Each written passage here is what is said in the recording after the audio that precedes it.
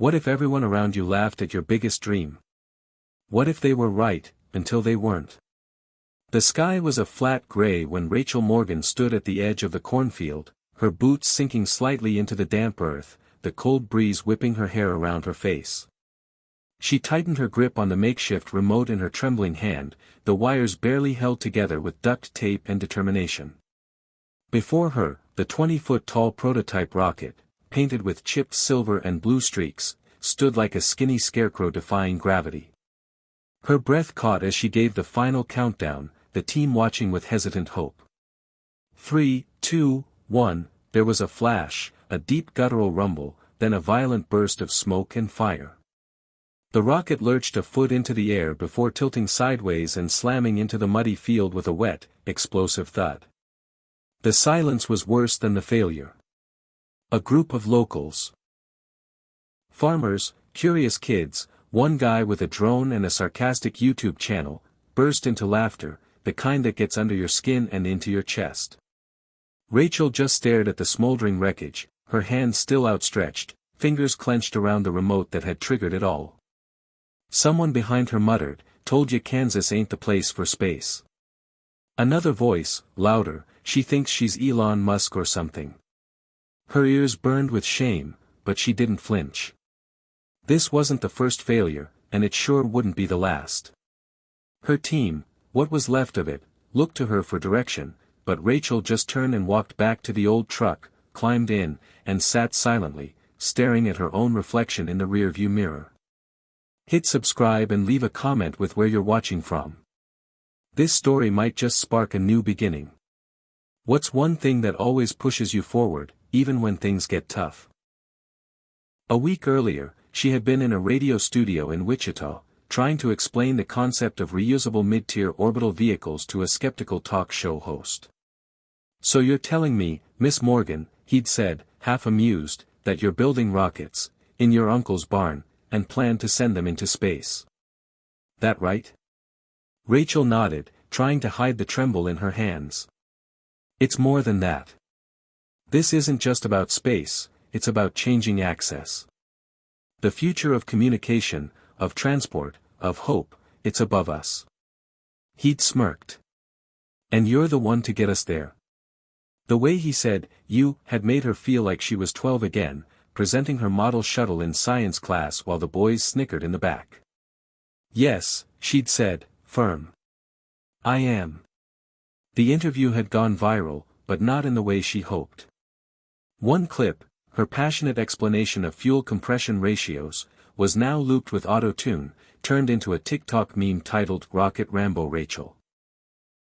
The comments ranged from cruel to downright disgusting. "You sure you're not just doing this for attention?" one had said. Another failed genius wannabe. At first, she tried to laugh it off. Even Elon had been mocked when he proposed landing rockets vertically. But the laughter hits different when it's directed at you and you're sleeping in a garage next to engine parts and empty coffee cups. That night, after the crash, she sat cross-legged on the oil-stained concrete, staring at the charred remains of what had been Project Arrowhead 4. She'd named it after the badge her father wore, the one she still kept in her wallet, back when he was sheriff of Ford County and used to read her astronomy books after dinner. "You gotta aim for the stars, kiddo," he'd always said, "even if you land on the roof." He died when she was 17. Heart attack on the job. That was the first time she'd felt completely alone. She'd buried herself in equations and starlight ever since, trying to build something that would outlast her pain. "This isn't working," came a voice behind her. It was Dev, her lead programmer and the last member of the original team. His face was drawn, eyes tired. "We've gone through 4 models. We're out of funding. Out of credibility. I mean, we just got laughed off our own test field." She didn't respond. He crouched beside her. "Look, I believe in you, Rach. But maybe it's time to pivot. We could do something else. Tech consulting. Defense contracts. Anything. I didn't come this far to build another app," she said quietly. "I came to fly." He sighed. Yeah. But you can't do this alone. Then he stood up, pulled off his gloves, and dropped them on the workbench.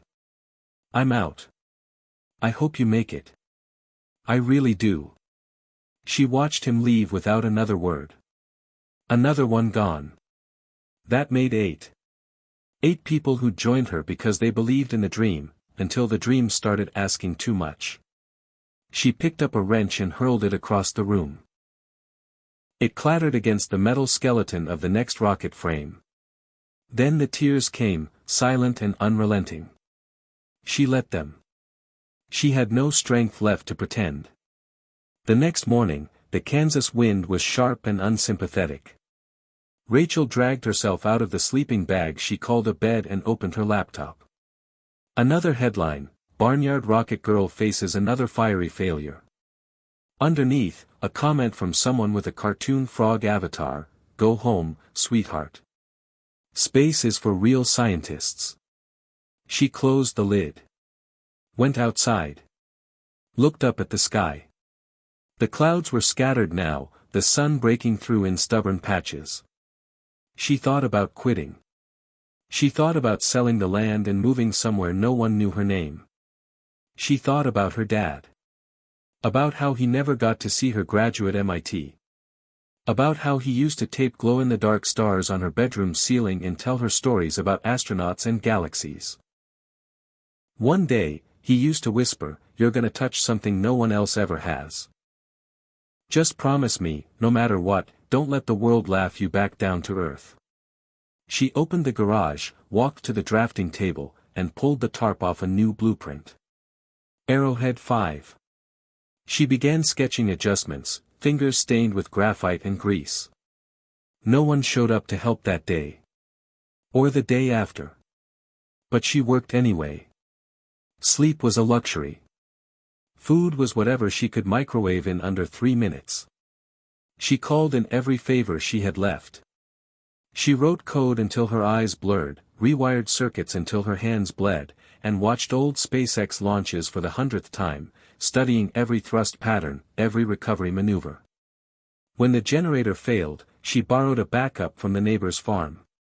When her laptop shorted out, she fixed it with copper wire and determination. When her spirit cracked, she replayed her father's voicemail, his last message, just to remember what his voice sounded like. "Hey kiddo. Just wanted to say I'm proud of you. Always have been." Days turned into weeks. Slowly, miraculously, the new prototype began to take shape. Sleeker design. Better fuel mix. Streamlined control interface. She named it Phoenix. Because maybe rising from the ashes wasn't just poetic, it was survival. By the time the calendar flipped to March, she was ready. There were no crowds this time. No cameras. Just Rachel, standing once again in that same Kansas field, staring up at the machine she'd built with grit and grief and something the world couldn't laugh out of her. Hope. She pressed the ignition switch.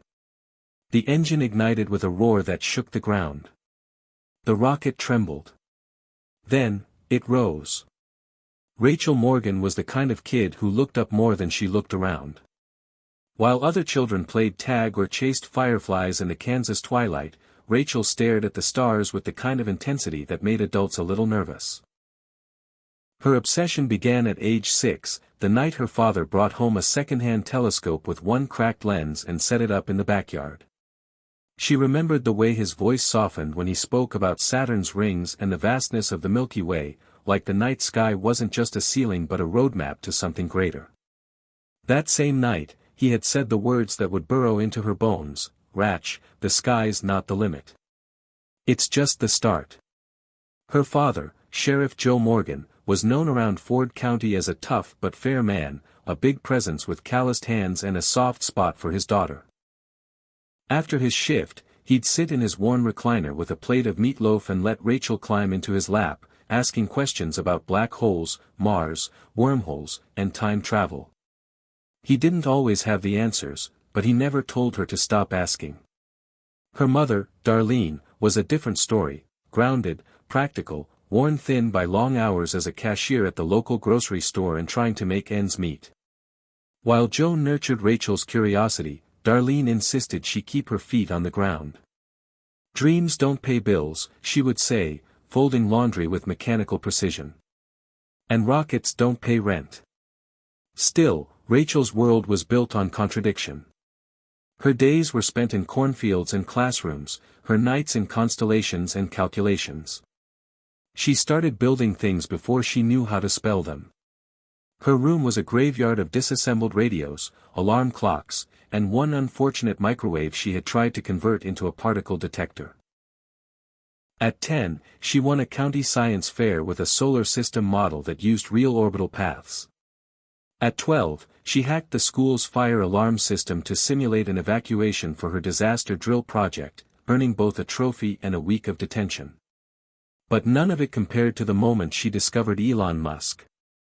She was 14 when she stumbled on a grainy YouTube clip of the first Falcon 1 launch attempt. It failed, but it wasn't the failure that hooked her, it was the fire in Elon's eyes, the way he stood behind his dream even as it crumbled before him. She dove deep, inhaling everything she could find about him: PayPal, Tesla, SpaceX, Neuralink.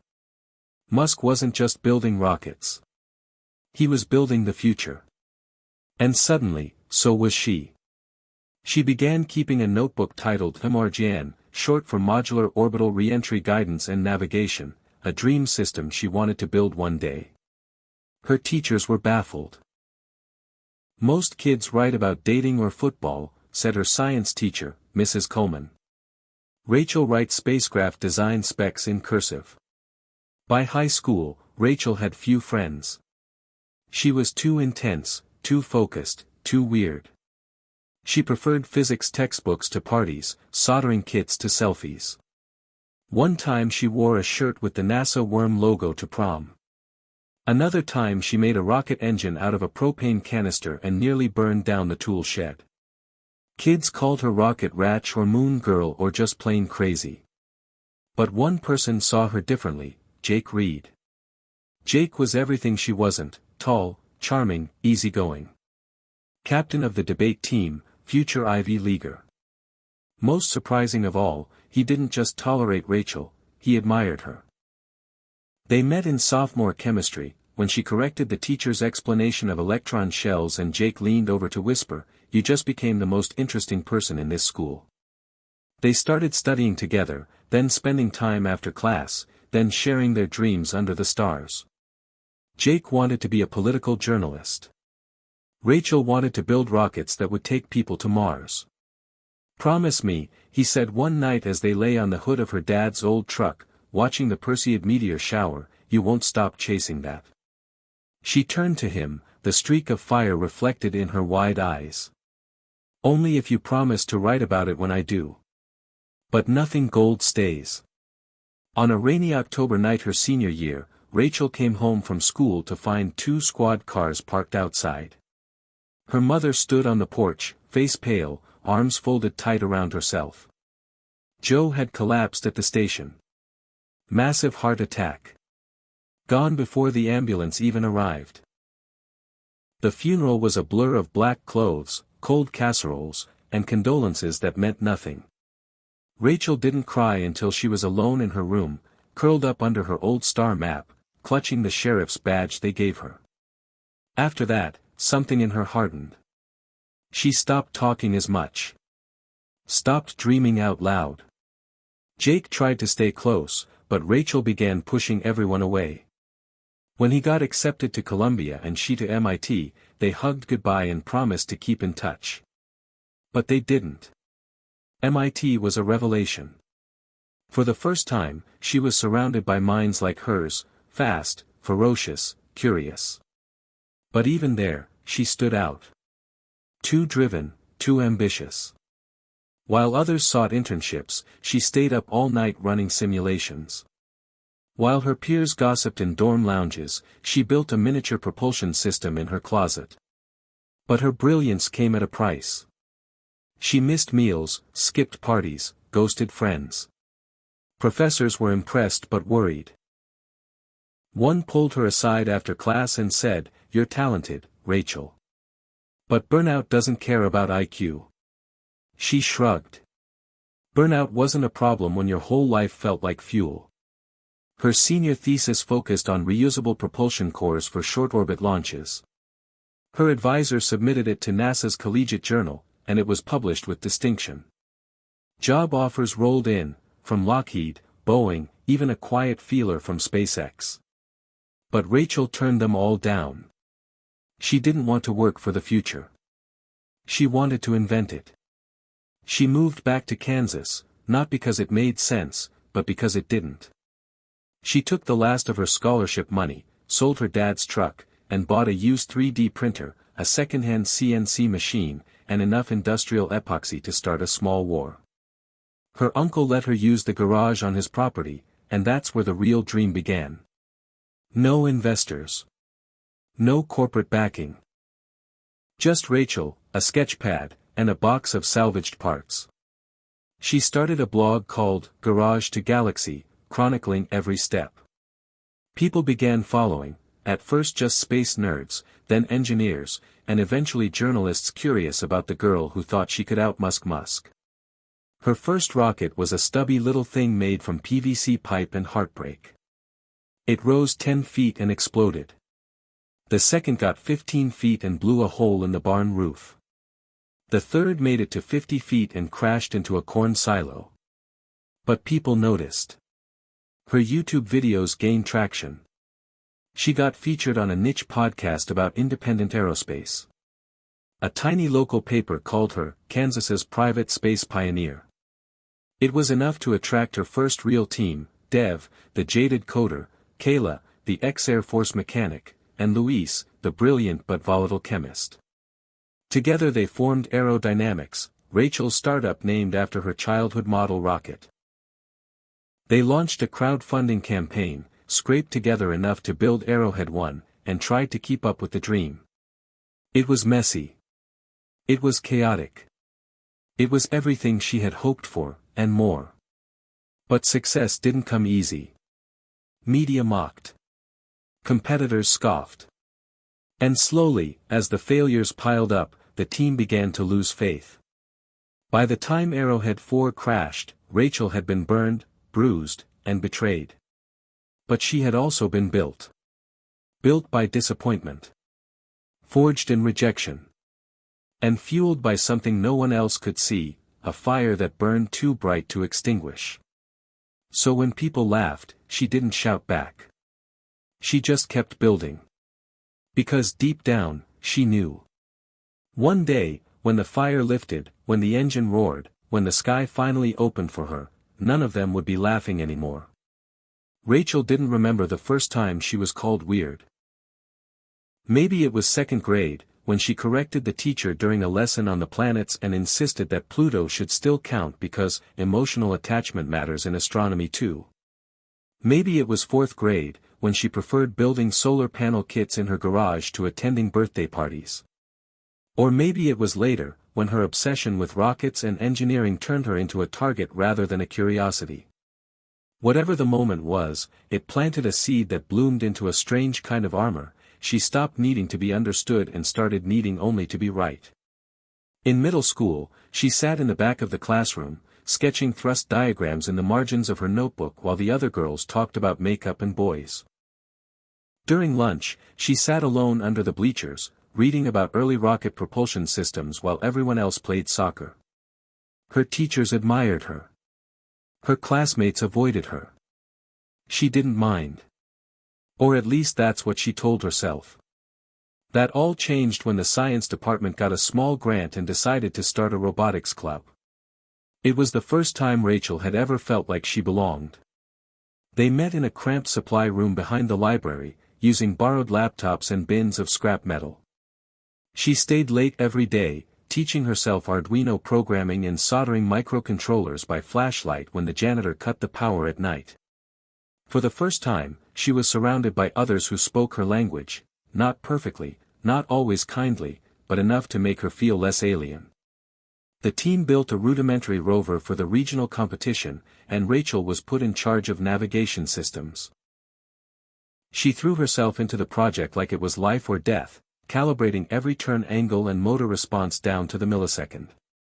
At the competition, when their rover completed the obstacle course in record time, the team exploded in celebration, and for one brief, shining moment, Rachel felt invincible. She felt seen. She felt like maybe she wasn't crazy after all. But that victory also triggered something else: resentment. A few of the boys started whispering that she had cheated, that a girl couldn't possibly code that well. The whispers grew louder when she won the county STEM award and got invited to a state-level program for gifted engineers. By the time she got to high school, the divide had deepened.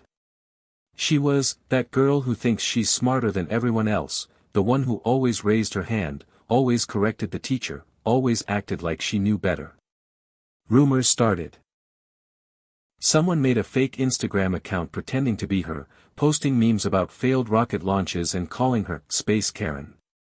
A photo of her from Robotics Club, covered in oil and wires, was printed out and taped to lockers with the caption, "She's not like other girls. She's worse." Still, Rachel didn't stop. She doubled down. She spent her weekends at the local scrapyard, trading chores for discarded electronics. She built a mini wind tunnel in her basement, tested gliders in the school gym, and started her first blog, Rocket Girl, where she posted her designs and ideas. It didn't matter that no one read it. It was hers. It was real. Then came junior year, and with it, Jake Reed. He transferred from a private school out of state after his dad got a job at a nearby firm. Tall, athletic, with the kind of smile that melted through cafeteria noise, Jake was immediately absorbed into the school's social ecosystem like he'd always belonged. He was friendly with everyone, flirty with most, and smart enough to float to the top of every class without trying. Rachel expected him to ignore her. Everyone else did. But he didn't. He sat next to her in chemistry, asked about her blog, laughed at her sarcastic jokes, and, most surprisingly of all, defended her when a group of boys mocked her during a class presentation.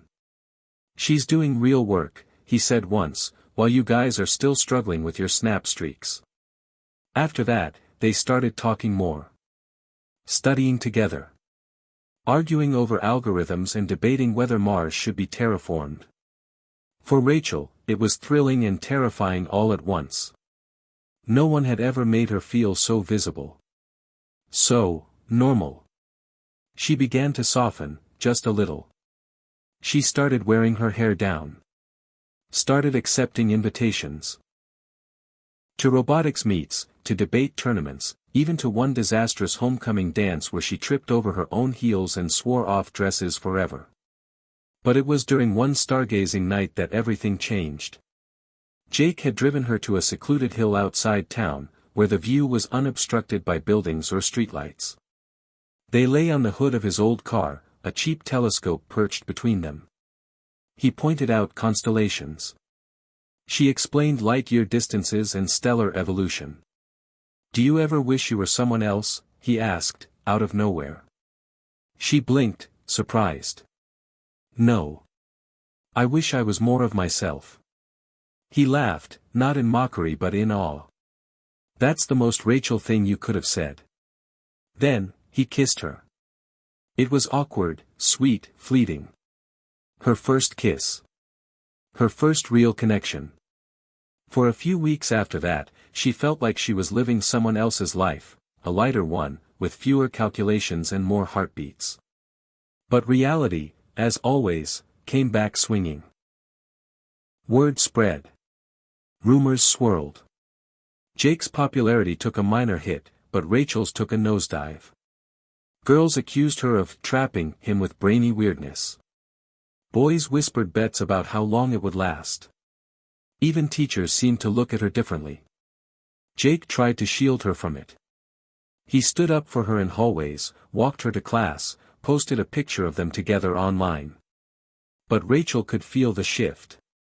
He was balancing on a wire, caught between two worlds, hers and everyone else's. And he was slipping.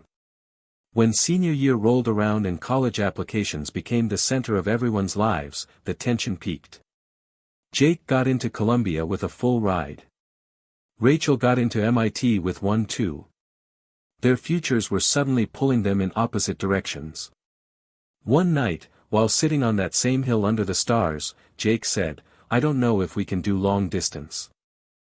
Rachel stared at the sky, silent. "You're going to do amazing things," he added quickly, "and I'll just slow you down." She didn't argue. Didn't cry. She just nodded and whispered, "Good luck, Jake." That was the last time she saw him before graduation. They didn't even walk together at the ceremony. She sat with the STEM club. He sat with the debate team. Afterward, she watched him pose for pictures with friends, then drive off without looking back. It hurt. Deeply. But Rachel had already learned how to turn pain into propulsion. She packed her things that summer, said goodbye to her mother, who cried but didn't beg her to stay, and boarded a plane to Boston. At MIT, she buried herself in work. She didn't date. Didn't party. She built, studied, competed, and rose to the top of every class. She developed a reputation as brilliant but cold, driven but distant. Professors loved her. Classmates respected her. But no one really knew her. And that was fine. She didn't need to be known. She needed to fly. Now, years later, standing in a lonely Kansas field with wind tugging at her jacket and ash in her hair, Rachel remembered every one of those moments, not as a montage of sadness, but as a sequence of ignition points. Being mocked, misunderstood, left behind, it all added fuel to the fire. People laughed at her, yes. But every laugh was a countdown. Every doubt was a spark. Every time someone said she couldn't, she got closer to showing them she could. Failure wasn't the end. It was the proving ground. Because rockets weren't born from approval. They were born from pressure. And Rachel Morgan was done waiting for permission to launch. The sky was gunmetal gray with streaks of lavender when Rachel pulled the ignition lever on Phoenix. Her breath caught in her throat. It was the same design she'd sketched on the corner of her father's old sheriff notepad years ago, only now it was real. 20 feet of carbon fiber, titanium, and 10,000 hours of trial, error, and unrelenting belief. The countdown echoed in her mind like a heartbeat. 10. The engine began its low growl. 9. Steam hissed from the base. 8. Her fingers trembled on the control stick. 7. She could hear her father's voice whispering, just like we talked about. 6. The whole field seemed to still, the wind dying into a frozen silence. 5.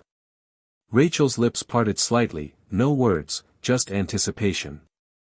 4. Somewhere in the back of her mind, she remembered the last crash and flinched. 3. She saw Dev's disappointed face. 2. She felt the weight of every headline that had mocked her. 1. She closed her eyes and pulled the trigger. The world erupted. A searing boom ripped through the field as the Phoenix's engines ignited, kicking up a storm of dust and flame. For half a second, it seemed like it would tip again, like history was going to repeat itself.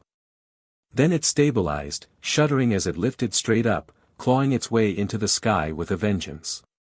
Rachel's eyes snapped open just in time to see the rocket rise, faster than any of her previous launches, its blue tail a streak of defiance against the cloudy sky.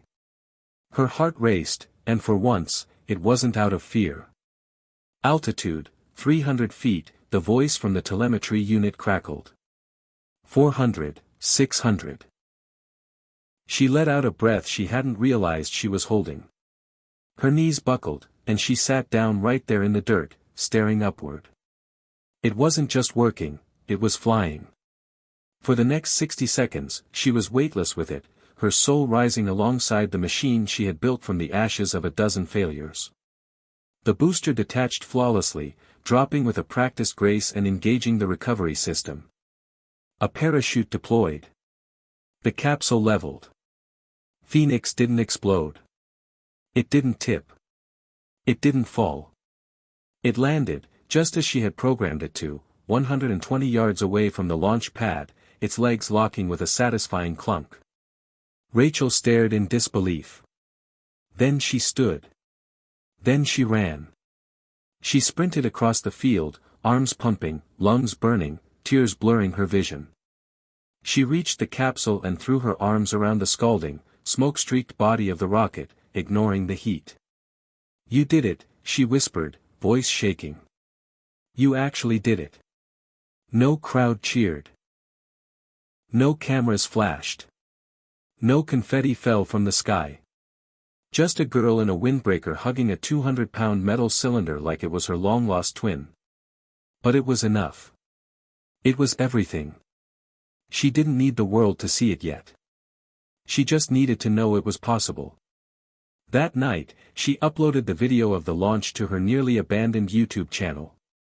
No edits, no music, no narration, just raw footage of the rocket taking off and landing. She went to bed without checking the views. She was too tired.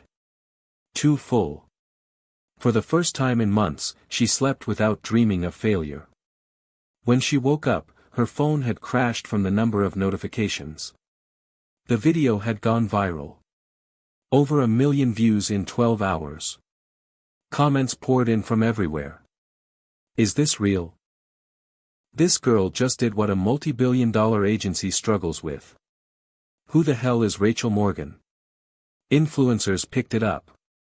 Engineers reacted to it. Elon Musk himself retweeted the clip with the caption, "Looks like Kansas is in the game." That was the moment everything changed. By the end of the week, she was fielding interview requests from Wired, TechCrunch, and CNN. Startups reached out with offers to collaborate. Angel investors sent emails with subject lines like, "Let's talk propulsion funding." Her inbox overflowed. Her blog, long dormant, was suddenly receiving thousands of hits per hour. Phoenix wasn't just a proof of concept anymore. It was a revolution. And Rachel Morgan had gone from being the punchline of small-town science jokes to the leading edge of independent aerospace. But with attention came pressure. And with pressure came scrutiny. Dev, hearing the news, reached out with a text, "Heard about the launch. Congrats. You proved me wrong." She replied with a simple, "Thanks, unsure how to feel." Kayla called and asked if there was room on the team again. Luis sent a DM asking for lab space and promising he was back on his meds. Rachel hesitated. These were the people who had left her when things got hard. But she also knew she couldn't do the next phase alone. She told them yes.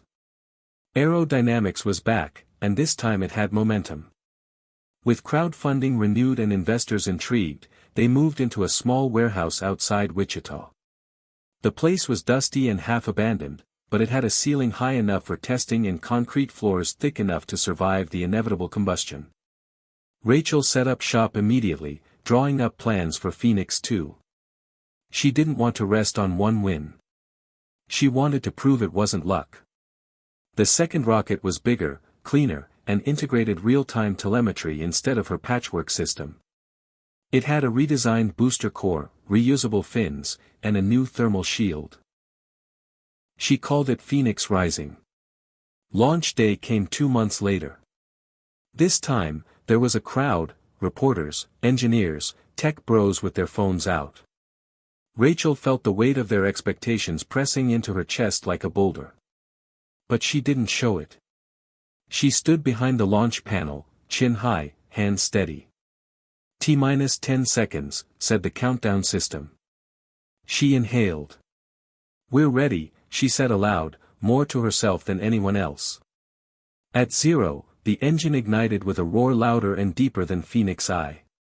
The rocket leapt off the pad, this time with clean symmetry, shooting into the Kansas sky like it had been waiting its whole life to fly. Rachel watched the ascent, calm, focused. At 1,200 feet, the booster detached. At 1,000, the parachute deployed. The capsule drifted downward in a slow, elegant arc and landed so softly it barely kicked up dust. The crowd erupted. Cheers, whistles, applause. Cameras clicked. Hands clapped her back. Reporters shoved microphones at her. She gave the usual answers: it's a team effort, we're just getting started, yes, we're working on orbital capability next, but inside, something else was happening. A shift. For the first time, she wasn't chasing someone else's path. She wasn't trying to be the next Elon Musk anymore. She was becoming the first Rachel Morgan. That night, a call came through from a blocked number. She almost didn't answer. But something told her to pick up. "This is Rachel," she said cautiously. A pause. Then a voice, familiar, calm, and unmistakable. "I saw the launch." Her stomach dropped. "Jake?" He chuckled. "Yeah. I didn't think you'd answer." Her throat tightened. "How did you get this number?" "Old classmate of mine still had it." I just wanted to say congratulations." "You did it." The silence that followed was thick. She sat down slowly. "Thanks," she finally whispered. "I never forgot what you said that night," he added. "About not stopping." She felt a tear slide down her cheek. "Neither did I." Another pause. "Anyway," he said, voice soft, "if you're ever in New York, maybe we can catch up. Just talk." "Maybe," she said. "But I'm kind of busy building the future." He laughed again. "That sounds like you." The line went dead. Rachel sat there for a long time, staring at the reflection of the rocket in her office window. Outside, the stars blinked into existence one by one. The same stars her father used to point at. The same stars Jake and she had watched in silence. The same stars Phoenix now seemed to reach for. And something clicked. It wasn't about showing them. Not anymore. It wasn't about the people who left, or the ones who laughed. It was about the ones who stayed. The ones who dreamed. The ones who believed even when they had no reason to. She wasn't just launching rockets. She was launching hope. And she was just getting started. The morning after the Phoenix Rising launch, Rachel stood in front of the whiteboard in the aerodynamics lab, marker in hand, and stared at the sketch she had drawn the night before: an orbital-class rocket, sleeker than anything they had attempted, with heat-resistant tiles, vector thrusters, and a modular payload bay. It was ambitious. Maybe even insane. But she knew they had to go further. Suborbital launches had put them on the map, but reaching orbit, that was the proving ground. That was where all the real players lived. Her team stood behind her, still groggy from celebrating but already expecting the next challenge. Dev leaned against the workbench, coffee in one hand, data pad in the other. "You really think we're ready for orbital?" he asked, squinting at the sketch. Rachel didn't hesitate. "We're not. But we will be." Kayla, arms crossed, nodded slowly. "We'll need a new engine. Something with at least twice the thrust of the last one." Luis, already scribbling notes on his sleeve, added, "and we'll need to test re-entry dynamics. Those tiles will need to survive some serious heat." Rachel turned to face them. "Then let's get to work." They called the project Apex. It symbolized the climb, the highest point, and the relentless drive upward. It wasn't just a rocket, it was a statement. Aerodynamics wasn't playing anymore. The lab became a war zone of activity. Equipment hummed 20 hours a day. Pizza boxes stacked in corners. Caffeine replaced sleep. Rachel rotated between design software, engine modeling, and press interviews, barely sitting down long enough to eat. She barely noticed when the local paper ran a feature story titled, "Kansas Woman Builds Her Way to the Stars," or when a group of college students from Texas drove up just to watch a test burn from the parking lot. What she did notice were the late nights, when the lights flickered, and her team passed out at their desks. She noticed the way Dev's hands trembled when debugging flight software, and the dark circles under Kayla's eyes as she welded the first prototype engine housing. Louise stopped going home entirely, sleeping on a cot in the back room surrounded by whiteboards and fuel calculations. Rachel saw it all, and it scared her. They believed in her dream so completely, they were willing to burn themselves out for it. It was flattering. And terrifying. One evening, while reviewing stress tests for the carbon fiber frame, Rachel noticed a slight fracture pattern forming at high G loads. It wasn't immediate. It wouldn't cause failure right away. But at orbital speeds, it could mean catastrophic disintegration. She brought it up in the next meeting. If we don't solve this, she said, pointing to the simulation, we don't launch. I don't care if it delays us by a year. I'm not killing someone's payload, or someone. Dev winced but nodded. Kayla gave her a silent thumbs up. Louise, exhausted but lucid, muttered, "No Apollo 1s on our watch." They redoubled efforts. Switched to a layered honeycomb structure with nanocarbon reinforcement. It worked. Barely. The days bled together. Rachel sometimes forgot what month it was. But the rocket took shape, first in fragments, then in sections, and finally as a towering construct that filled the entire warehouse. They painted it white with cobalt blue striping and an aerodynamics emblem near the top. She stood beneath it once, head tilted all the way back, and whispered, "You're going to change everything." But pressure mounted. Investors wanted timelines. Journalists wanted exclusives. NASA sent a polite but skeptical inquiry about flight clearances. Even Elon Musk's comment, which had boosted their legitimacy, had sparked quiet jealousy from competing startups. Rachel felt the tension in her chest every time she opened her inbox. She tried to be everywhere at once, engine bay, coding terminal, interview stage, but it took its toll. One night, she passed out from dehydration and exhaustion on the lab floor. When she woke up hours later, Kayla was sitting beside her, holding a bottle of water and looking furious. "You keep doing this, and the rocket won't need to crash. You're going to kill yourself before it even launches." Rachel groaned and sat up slowly. "I'm fine." "You're not fine," Kayla snapped. "You're burning at both ends and lighting the middle, too. We need you, Rachel. But we don't need you dead." Rachel looked down at her shaking hands. "I don't know how to stop," she whispered. Kayla sighed. "Then at least let us help. Delegate. Trust us. You built this team for a reason." Rachel nodded slowly. That conversation changed things. She started handing off more tasks. Trusted Dev with software leadership. Let Kayla make final calls on mechanical designs. Gave Louise full authority over fuel testing, even when it made her nervous. And it worked. The team grew stronger. Faster.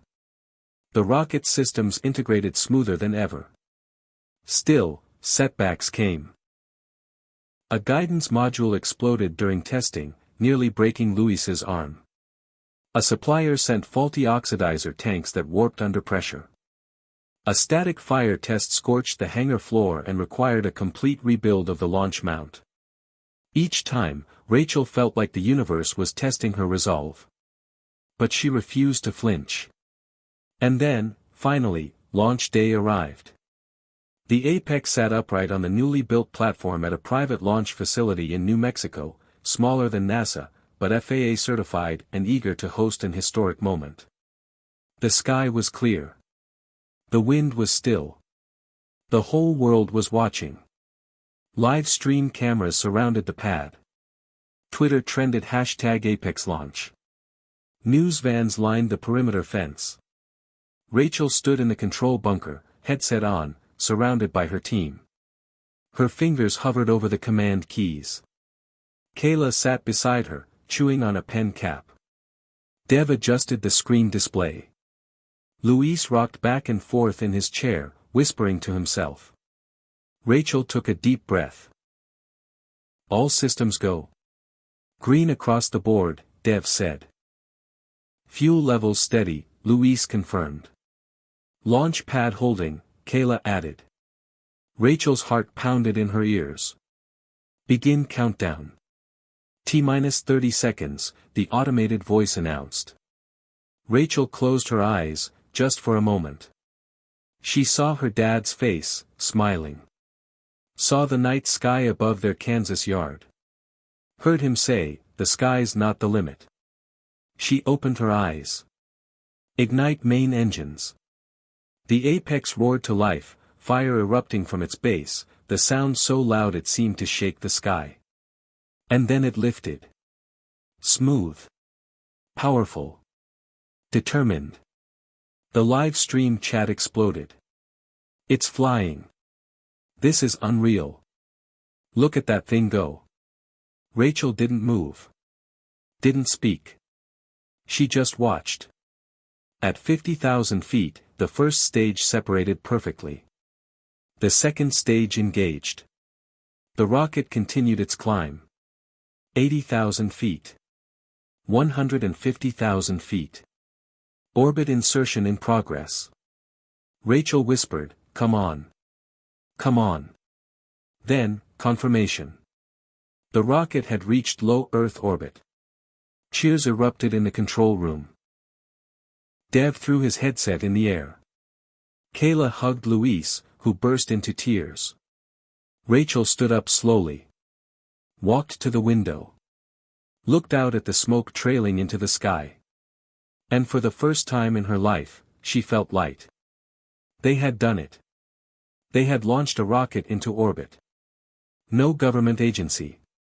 No billionaire backer. Just a team of underdogs with a dream and enough stubbornness to outlast failure.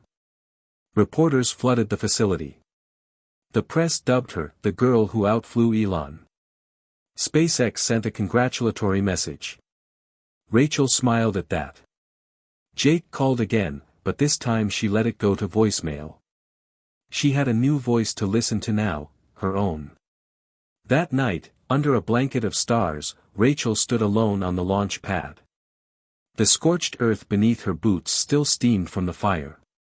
She looked up and smiled. Not because she was done. But because the world didn't slow down after Apex. If anything, it sped up. Rachel found herself caught in a cyclone of attention, offers, and expectations.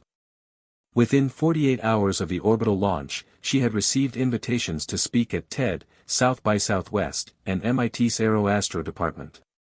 Tech billionaires sent her private DMs, politely cloaked in curiosity but clearly hunting for an early stake in whatever came next. Startups proposed mergers. A senator from California requested a meeting.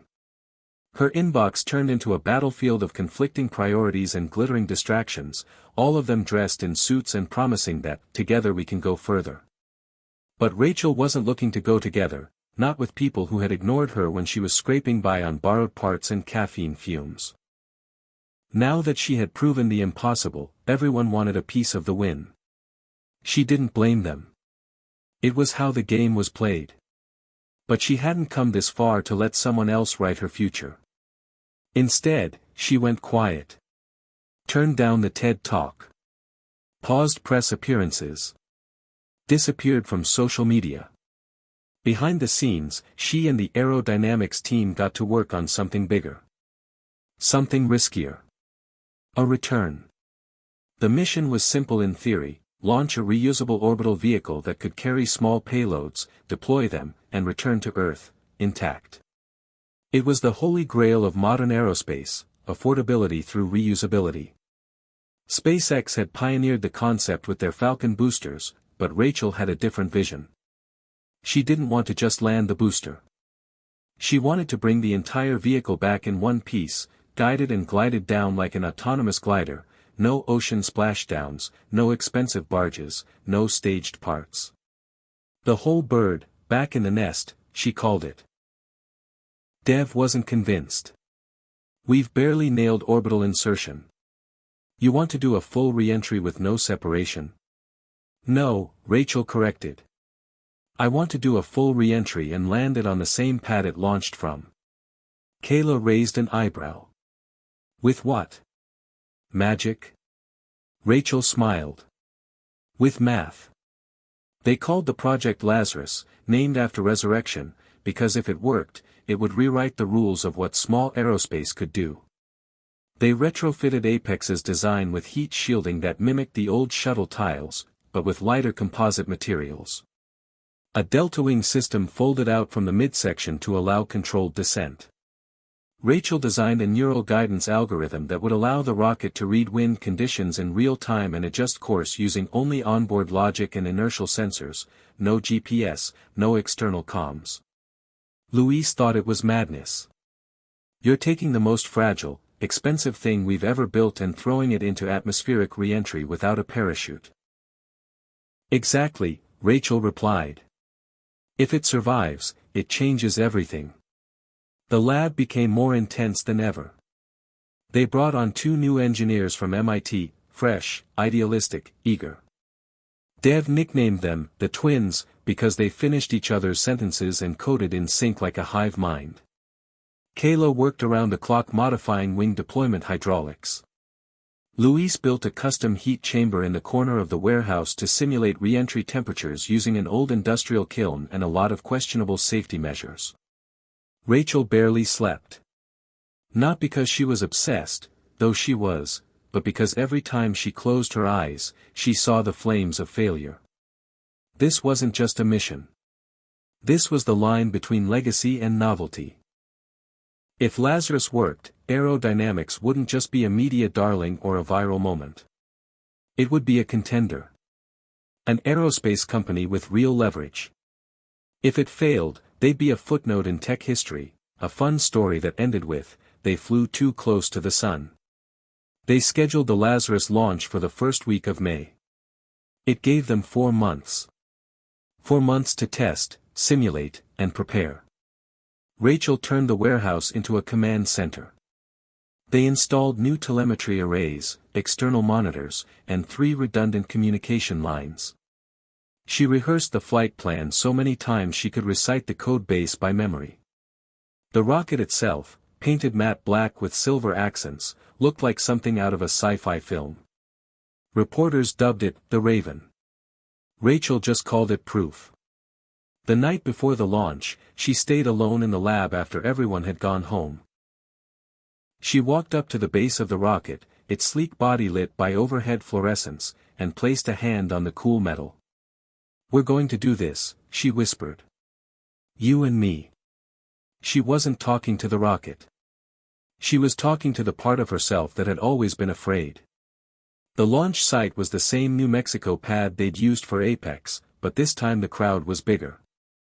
NASA had sent observers. So had Boeing. A representative from Blue Origin loitered near the perimeter, pretending not to take notes. Cameras were mounted everywhere. Millions of people were watching the live stream, hoping for either a miracle or a failure spectacular enough to trend. Rachel wore her usual windbreaker and jeans, headset secured over her ears, eyes locked on the console. "All systems nominal," Dev said, voice steady. "Wind speeds under control," Kayla reported. "No anomalies." Rachel stared at the rocket. "Begin countdown." The voice rang out, T-minus 30 seconds. Rachel closed her eyes briefly.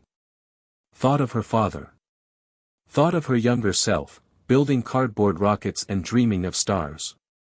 "Ignite engines," she said calmly. The Raven lifted. Smooth. Controlled. Elegant. It soared through the atmosphere, curling against gravity with effortless grace. Stage by stage, it climbed. The orbit confirmation came at 400 kilometers, perfect arc, clean rotation. The small satellite it carried was deployed successfully, a bonus. But all of that was noise compared to what came next. "Re-entry commencing in 30 seconds, Dev said. Rachel's mouth went dry. This was the part they couldn't fully simulate. The part that would determine whether they were scientists or dreamers. The Raven began descent. The black tiles glowed red as it re-entered, sparks flying off the edges. The wings deployed exactly as planned. The new control surfaces adjusted pitch and yaw. It was flying. Not falling. Flying. Like a plane. Altitude 30,000 feet and falling, Kayla said. Trajectory within limits. Luis muttered a prayer in Spanish under his breath. Rachel leaned forward. Deploy landing legs. The wings tucked in. The descent slowed. The autopilot systems corrected a crosswind with a sharp angle correction. At 1,000 feet, the landing pad camera caught sight of it, a black streak with red edges, descending like a silent comet. The world held its breath. And then, touchdown. Legs extended. Exhaust hissed. The Raven landed on the exact pad it launched from, not 2 inches off-center. The control room exploded. Dev screamed. Kayla punched the air. Luis wept openly. Rachel stood there, shaking, a mix of adrenaline and awe making her feel like she might collapse. Mission success, someone yelled. But Rachel didn't hear them. She was already moving, rushing to the pad, where smoke still curled around the rocket's feet. She reached out and touched it. It was warm. Solid. Real. They had done it. Not just reached orbit. They had brought it back. The entire aerospace world tilted in that moment. Calls came immediately. NASA wanted to license the landing system. Private launch firms offered partnerships. A university offered to fund a whole research center in her name. But Rachel knew what came next. She didn't want licensing. She wanted launches. Full-scale, repeatable, affordable launches. Aerodynamics had become the first private, female-led company in history to build a fully reusable orbital rocket system without external government funding. Rachel Morgan wasn't just a curiosity anymore. She was a pioneer. A disruptor. A threat. And while the world tried to catch up, she was already designing her next move. Rachel didn't celebrate. Not in the traditional sense. After the successful return of Lazarus, while social media erupted and journalists scrambled to reframe her from underdog to visionary, she drove alone to a quiet ridge a few miles from the launch site. There were no lights, no cameras, no applause, just her and the desert wind, and the stars that always seemed to hang lower when the adrenaline wore off. She sat on the hood of her truck and looked up, letting the silence settle in. Somewhere above, a tiny cube satellite she'd launched floated in orbit, circling the Earth every 90 minutes. And the rocket that had carried it there, well, it was already being prepped for its second flight. That was the difference now. One success wasn't enough. Not anymore. Reusability wasn't theoretical, it was operational. The world had shifted overnight, and she could feel the pressure rising again, this time not to prove something, but to stay ahead. Because now the race was real. The big players had taken notice. Within days, both Blue Origin and Rocket Lab announced accelerated testing programs. NASA quietly proposed a partnership. Rachel knew what it meant. They were watching. Studying. And probably planning to outpace her. But what they didn't understand was that she had never cared about pace. She cared about purpose. She wasn't chasing headlines. She was chasing permanence. And that meant thinking bigger. Beyond low Earth orbit. Beyond payload delivery. The moon was the next logical step, and Mars was the dream, but she wanted something in between, something bold, yet within reach. So she laid out the vision, Aero Base 1. A modular space station. Not government-owned. Not military-grade. A private outpost, affordable, expandable, and designed for civilian science and education. The idea was simple. If space was going to become the next frontier, it needed more than billionaires and astronauts. It needed teachers. Students. Doctors. Artists. Regular people doing regular things, just a few hundred miles up. We put the first brush stroke on the canvas, she told her team. Now let's build the gallery. The response was cautious. Even Dev blinked twice. You want us to build a space station? Not just a station, Rachel replied. A foundation. Luis chuckled nervously. You do know that even the smallest module on the ISS costs, like, hundreds of millions of dollars, right? And we just launched and landed an orbital vehicle for under 3, she shot back. We don't have to do it their way. We do it our way. Smart. Light. Scalable. Kayla leaned forward, curiosity overtaking caution. What's the timeline? 18 months to prototype, Rachel said. 3 years to operational orbit. Silence followed. It wasn't disbelief. It was awe. Because they'd seen her do the impossible before. Now she was just raising the stakes. The lab transformed overnight. Lazarus, which had felt like the end goal, became just a tool. A workhorse. Its reusable frame allowed for repeat trips, which meant they could test components in orbit for a fraction of traditional costs. Rachel divided the team into subgroups: propulsion, habitat, life support, AI systems, and hired on more help.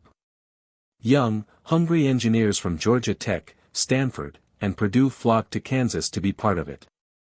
Investors came calling again, and this time she answered, but on her terms. No board seats. No control. Only funding with silent stakes. She called it the Future Fund, and it filled in 3 weeks. She still owned 100% of aerodynamics. And the station's name? She called it Overture. Because it was just the beginning. Construction began with the central module, codenamed Hearth. It was only the size of a large van, but it contained climate control, radiation shielding, docking systems, and fold-out solar wings. The goal was to get Hearth into orbit using Lazarus, then test onboard stability, systems endurance, and remote control functionality. If Hearth survived 6 months in space, the rest of Overture would follow, one module at a time, each launch pushing the dream a little closer to reality. The media, predictably, latched onto the story. Rachel Morgan to build private space station. Aerodynamics aims higher than Elon. From Kansas to Cosmos, one woman's mission to democratize space. Rachel rolled her eyes at the headlines, but she understood the value. Public interest meant more momentum. More support. More kids watching who might grow up believing this was normal. In her rare downtime, she answered emails from high schoolers asking how to get into engineering, or teachers who wanted her to visit their schools. She made a point to respond to every one. Because she remembered what it was like to have a dream no one took seriously. The first Hearth launch was scheduled for September. The build-up felt different than before, less frantic, more focused. Lazarus had now flown 3 times, each time returning with minimal damage. Trust in the system had solidified. The team knew what they were doing. Rachel stayed calm, centered. But inside, she knew what was at stake. This wasn't about showing off. This was about legacy. The launch went off cleanly. No delays. No anomalies. Hearth deployed perfectly from the upper stage and extended its solar panels with a slow, graceful sweep that reminded Rachel of a flower blooming in zero gravity. Cheers erupted, but she kept her eyes on the telemetry. Stable orbit. All systems green. She exhaled deeply, for the first time in days. For weeks after, they monitored Hearth obsessively. Adjusted its position. Tested its thermal response. Simulated docking procedures. Everything worked. And with every passing day, Rachel's vision sharpened. The next module, named Grove, was already halfway built.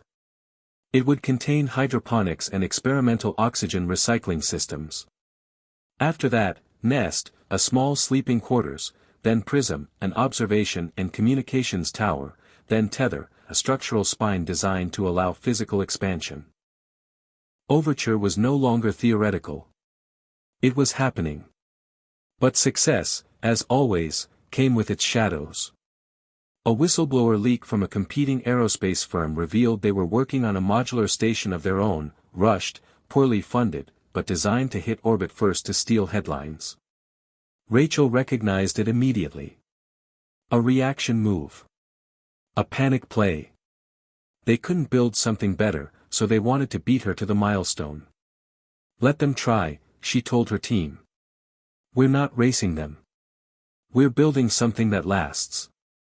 But even she felt the tension. The next launch, carrying Grove, had to go flawlessly. And that meant no room for error. As the launch date neared, Rachel took time to visit her old hometown. She hadn't been back since the first Phoenix launch. Everything looked smaller. Quieter. But the high school science teacher still had her framed news article pinned on the bulletin board. The library now had a section called Future Builders, featuring a display with one of her early rocket models. And the dusty field where she'd crashed her first test flight was now a municipal park. A plaque read, Rachel Morgan Memorial Field of Flight.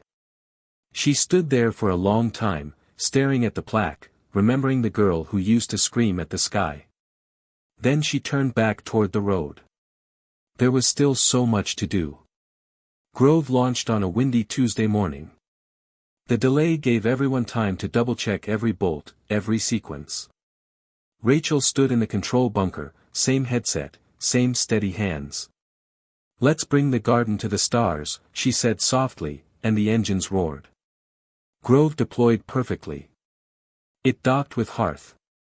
The two modules rotated gently, locked together in a slow, majestic dance. The world watched as a private company built the first steps of a space station, live and in real time. Rachel didn't smile until the final systems check returned green. Then she stood up, looked out at the sky, and whispered, "This is just the beginning." The arrival of Grove changed everything. It was one thing to launch a rocket or test a module, it was another to dock two pieces of human-made infrastructure in orbit, both built by a startup founded in a Kansas warehouse. Hearth and Grove, orbiting quietly above the Earth, became symbols not just of Rachel's success, but of what came next. For the first time, space felt personal. Something about those names, warm, rooted, familiar, reminded people that space wasn't only for astronauts or billionaires. It could be a place to live. To grow. To build. Media coverage turned from skeptical to reverent. Analysts scrambled to reassess aerodynamics valuation, now rumored to be nearing $10 billion. Documentary crews requested access. Netflix sent a producer. A New York Times feature called Rachel, the quiet queen of the next space age. But she ignored most of it. Because she was already focused on Nest, the next module. A compact crew capsule that could serve as short-term accommodation for test pilots and, eventually, civilian scientists. It was the next critical step, proving that humans could safely inhabit the station for even a few days. Nest was different from Grove and Hearth. It wasn't just hardware and sensors. It needed life support, radiation shielding, waste management systems, sleeping quarters, and emergency protocols. It was the closest thing they'd built to a spaceship. And it had to work perfectly, because this time, it wasn't just robots or plants. It was people. Rachel debated whether to be the first person to visit Overture herself. The temptation was overwhelming. Every fiber of her wanted to strap in and see it with her own eyes. But pragmatism won out. She wasn't trained for orbit, and risking the entire company on her own ego wasn't leadership. So she selected Dr. Sophia Nguyen, a former NASA astronaut with a calm demeanor, deep engineering experience, and a quiet admiration for Rachel's work. Sophia didn't want a press tour. She wanted to work. And that was exactly what Rachel needed. As Nest took shape, the team grew larger than ever. Over 100 full-time employees now worked for aerodynamics. Departments formed. HR became a necessity. They leased a new headquarters near the old warehouse, complete with testing bays, mission control, and a visitor center. Rachel's face appeared on recruiting posters across engineering schools nationwide. The attention never felt real. But the pressure did. Because for all the admiration, there were whispers too. Critics said it was too fast, too risky, too thinly staffed. That the systems hadn't been tested under real duress. That Rachel had no backup plan if something failed in orbit. She took it seriously. Doubled their redundancy tests. Added new layers of AI oversight. Consulted ex-NASA advisors and simulated every possible emergency, from oxygen leaks to solar flares. But still, a part of her knew, there was no such thing as perfect safety in space. Only preparation. Only trust. When launch day for Nest arrived, Rachel stood with Sophia at the foot of the rocket. Cameras flashed. Journalists jostled. But it all faded when Sophia turned to her and said, "Thank you for building something worth stepping into." The words hit her harder than she expected. Because Rachel realized in that moment, this wasn't just about engineering anymore. It was about belief. Sophia climbed aboard. The hatch sealed. The countdown began. Nest launched on the 7th try, after weather delays and one ground system fault. It was the most watched live launch in aerodynamics history. Millions held their breath. The rocket soared into the sky, stage by stage, clean and steady. Then came orbit. Docking. Alignment. Rachel stood in mission control, headset pressed tight, watching the screen as Sophia initiated manual override. Hearth, this is Nest. Approaching final alignment. Confirm signal strength. Copy that, Nest, said Dev from comms. Signal strong. Rachel whispered under her breath, come on, on screen, Nest's thrusters fired, pushing the capsule gently into place. There was a soft metallic thud. The indicators blinked green. Docking confirmed, Sophia said. The room exploded in cheers. Rachel closed her eyes and let the moment wash over her. This time, there was a human on board. A human inside something she had built. Sophia spent 72 hours aboard Overture. She tested the hydroponics in Grove, monitored radiation shielding in Hearth, and transmitted high-definition video back to Earth. She even conducted a live video Q&A with a group of middle school students from Kansas, who asked questions like, "Do you sleep floating?" and "Can you see my house from up there?" When she returned, her capsule re-entered Earth's atmosphere and landed with parachutes in the Utah desert. She emerged smiling, tired, and healthy. It's not just possible, she said in the post-mission press conference. It's ready. The public reaction was unprecedented. School curriculum shifted to include aerodynamics missions. University aerospace programs changed their syllabi. One high school girl from Nebraska posted a viral video declaring, "If Rachel can build a space station from a garage, I can be an engineer from my bedroom." Rachel watched the video alone in her office, tears slipping down her cheeks. She never cried in front of her team. But moments like that. They reminded her why it all mattered. Yet even as Overture expanded, challenges multiplied. Funding was stable, but operational costs climbed fast. Regulations became trickier. Government interest intensified. The FAA requested constant updates. International space agencies began circling the idea of collaboration. Rachel knew what it meant. They wanted in. She was walking a tightrope between private independence and global participation. And she knew it wouldn't last forever. But she wasn't ready to hand it over yet. Not when she'd just begun.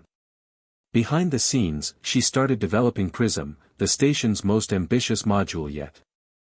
A hybrid observation deck and communications hub, it would offer panoramic views of Earth through reinforced quartz panels and serve as the central node for all station-wide data. Prism was symbolic, more than science. It was a place for people to look out and realize what was possible. A room with a view of the future. But building Prism required new materials, complex structural supports, and an entirely different thermal design. She brought in architects, not just engineers. Artists, too. The module would be a blend of technology and humanity, functional, but beautiful. Kayla led the design. Dev oversaw systems integration. Luis coordinated the launch infrastructure. Rachel, for once, took a step back. She watched the team she'd built take control. And they didn't just meet the challenge, they surpassed it. Prism launched 6 months later and docked seamlessly. Its first image, a 180-degree sweep of the Earth's curve with sunrise blooming over the Pacific, became an instant classic. Rachel printed it, framed it, and placed it on her father's old workbench in the corner of her office. "We made it," she said aloud, as if he could hear. But with growth came new tension. A high-ranking official from the Department of Defense requested a meeting. He praised Arrow's accomplishments. Congratulated her on Prism. Then casually floated the idea of strategic partnerships. Rachel heard the subtext. They wanted access. Military payloads. Surveillance capabilities. Quiet influence over who could use Overture and for what. She listened politely, then declined. "This isn't a weapon," she said. "And I didn't build it for politics." The man smiled, but the edge in his voice was unmistakable. "Just remember who controls your launch corridors." Rachel walked him out without flinching. But later that night, she stood under the stars and wondered how long she could keep this her own. Because she wasn't naive. She knew how power worked. The higher you climbed, the more the world tried to take the ladder. Still, she held fast. Because Overture wasn't a product. It was a promise. A statement. Proof that ordinary people, given vision and grit, could do extraordinary things. And that meant something. Not just to her. But to everyone who looked up at the night sky and thought, maybe I can too. Rachel wasn't used to silence. Not in the warehouse, not in her head, and certainly not in orbit. But that was exactly what she got on a cold Tuesday morning in October when the communications line from Overture suddenly cut out. 1 minute, everything was fine. Prism was sending down images of a passing meteorological front, Nest was in sleep mode, Grove's environmental systems showed stable vitals, and Hearth was broadcasting normal telemetry. The next minute, nothing. Flatline. Not static, not interference. Just absence. Rachel didn't panic at first. Glitches happened. Solar activity could disrupt signal. Antennas could shift. Software could hiccup. But this wasn't just one module. It was all of them. Total blackout. For 17 minutes, the team ran silent protocol, executing every fail-safe they'd prepared for. Kayla recalibrated ground arrays. Dev checked server integrity. Luis ran diagnostics on the Lazarus comm relays. Still nothing. Then, as suddenly as it disappeared, the signal returned. A burst of white noise. Then the familiar pulse of live data, scrolling across the screen in crisp, ordered lines. Everyone in mission control exhaled. But not Rachel. Something was wrong. She couldn't explain it. But she knew. Cross-check the time codes, she said. Compare internal timestamps across all modules. Dev frowned. They're all synced again. No drift. No, she pressed. Check the missing time. What happened during the blackout? Dev ran the numbers. Then stopped. This doesn't make sense, he muttered. During the 17-minute gap, the station's position changed. Changed? It shifted course slightly. Adjusted orbit. Not a lot, maybe a few degrees of inclination. But it wasn't on autopilot. Nothing in the logs shows a command. And none of our software initiated a burn.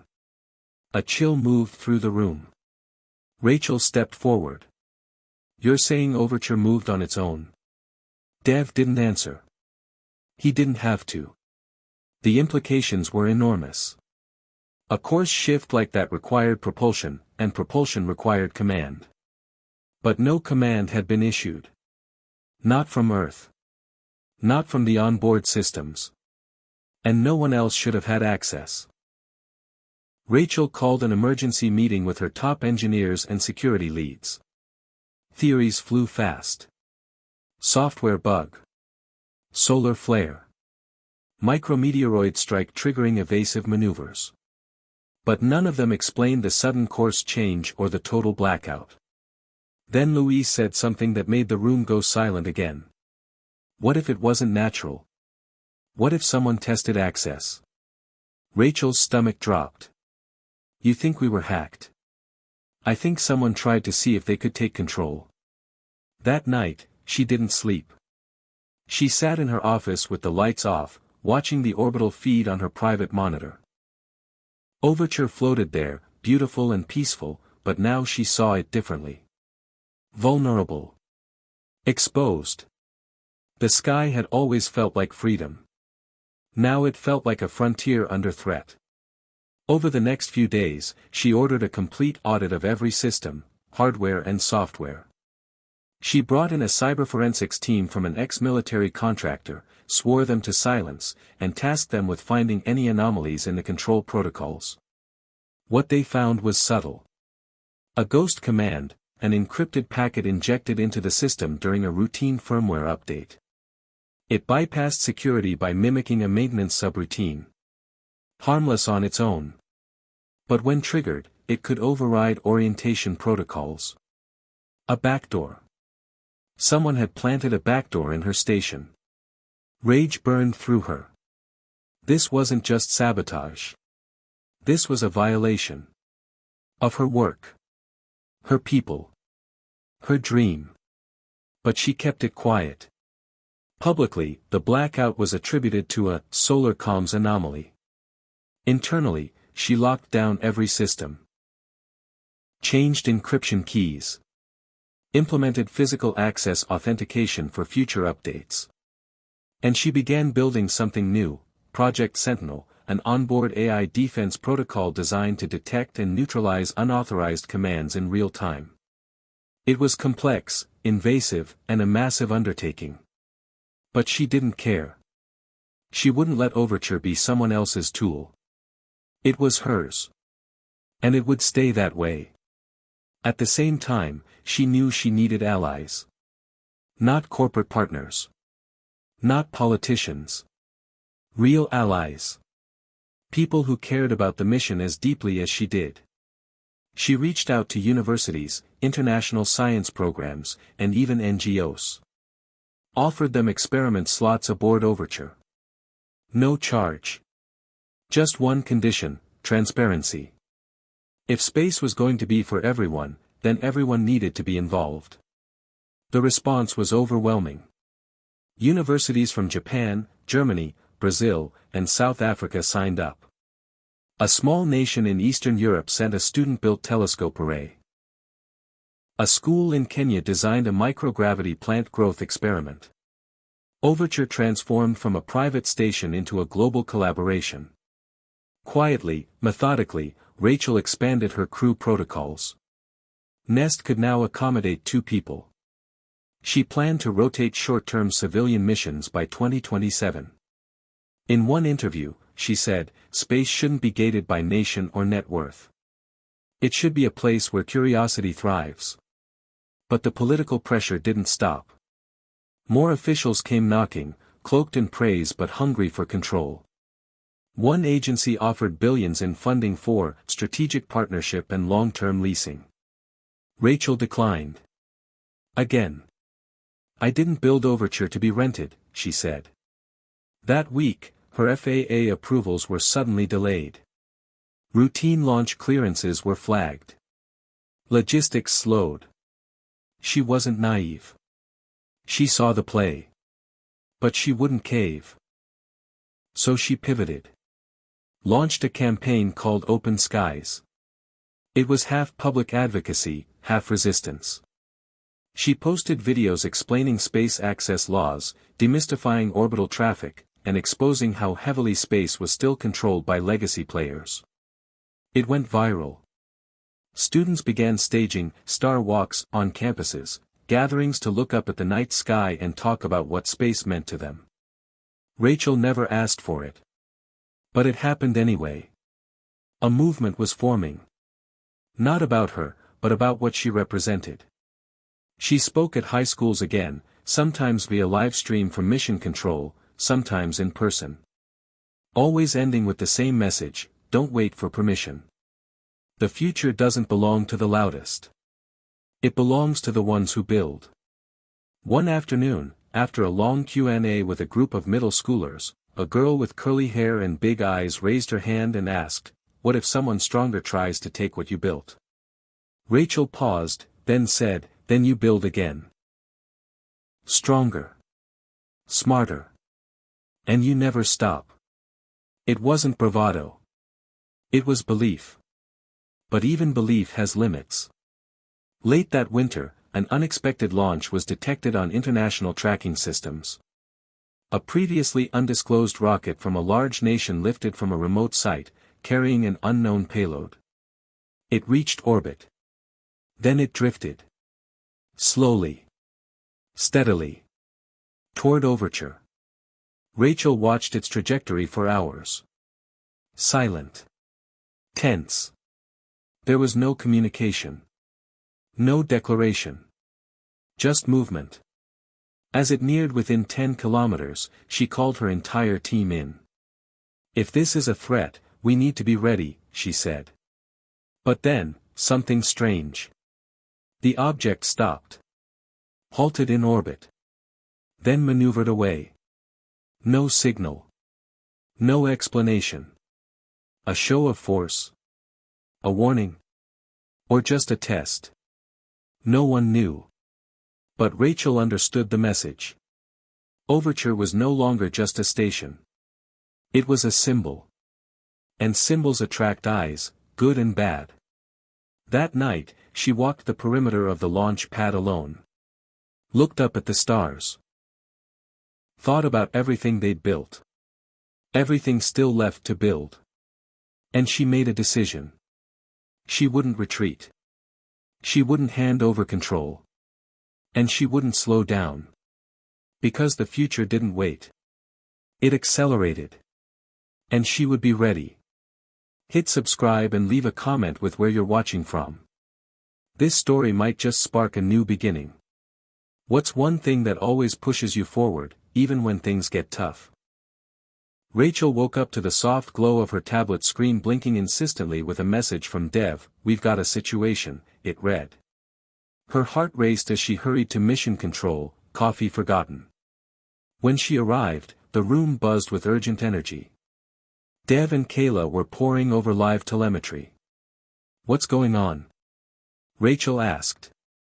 Dev pointed to a graph showing rising radiation levels around Overture. "Solar storm. Far worse than we expected." Kayla added, "Sensors on Hearth are picking up particle flux at levels we've never seen. Shields might not hold." Rachel's mind flashed back to the blackout incident, and now the threat wasn't sabotage, it was nature itself.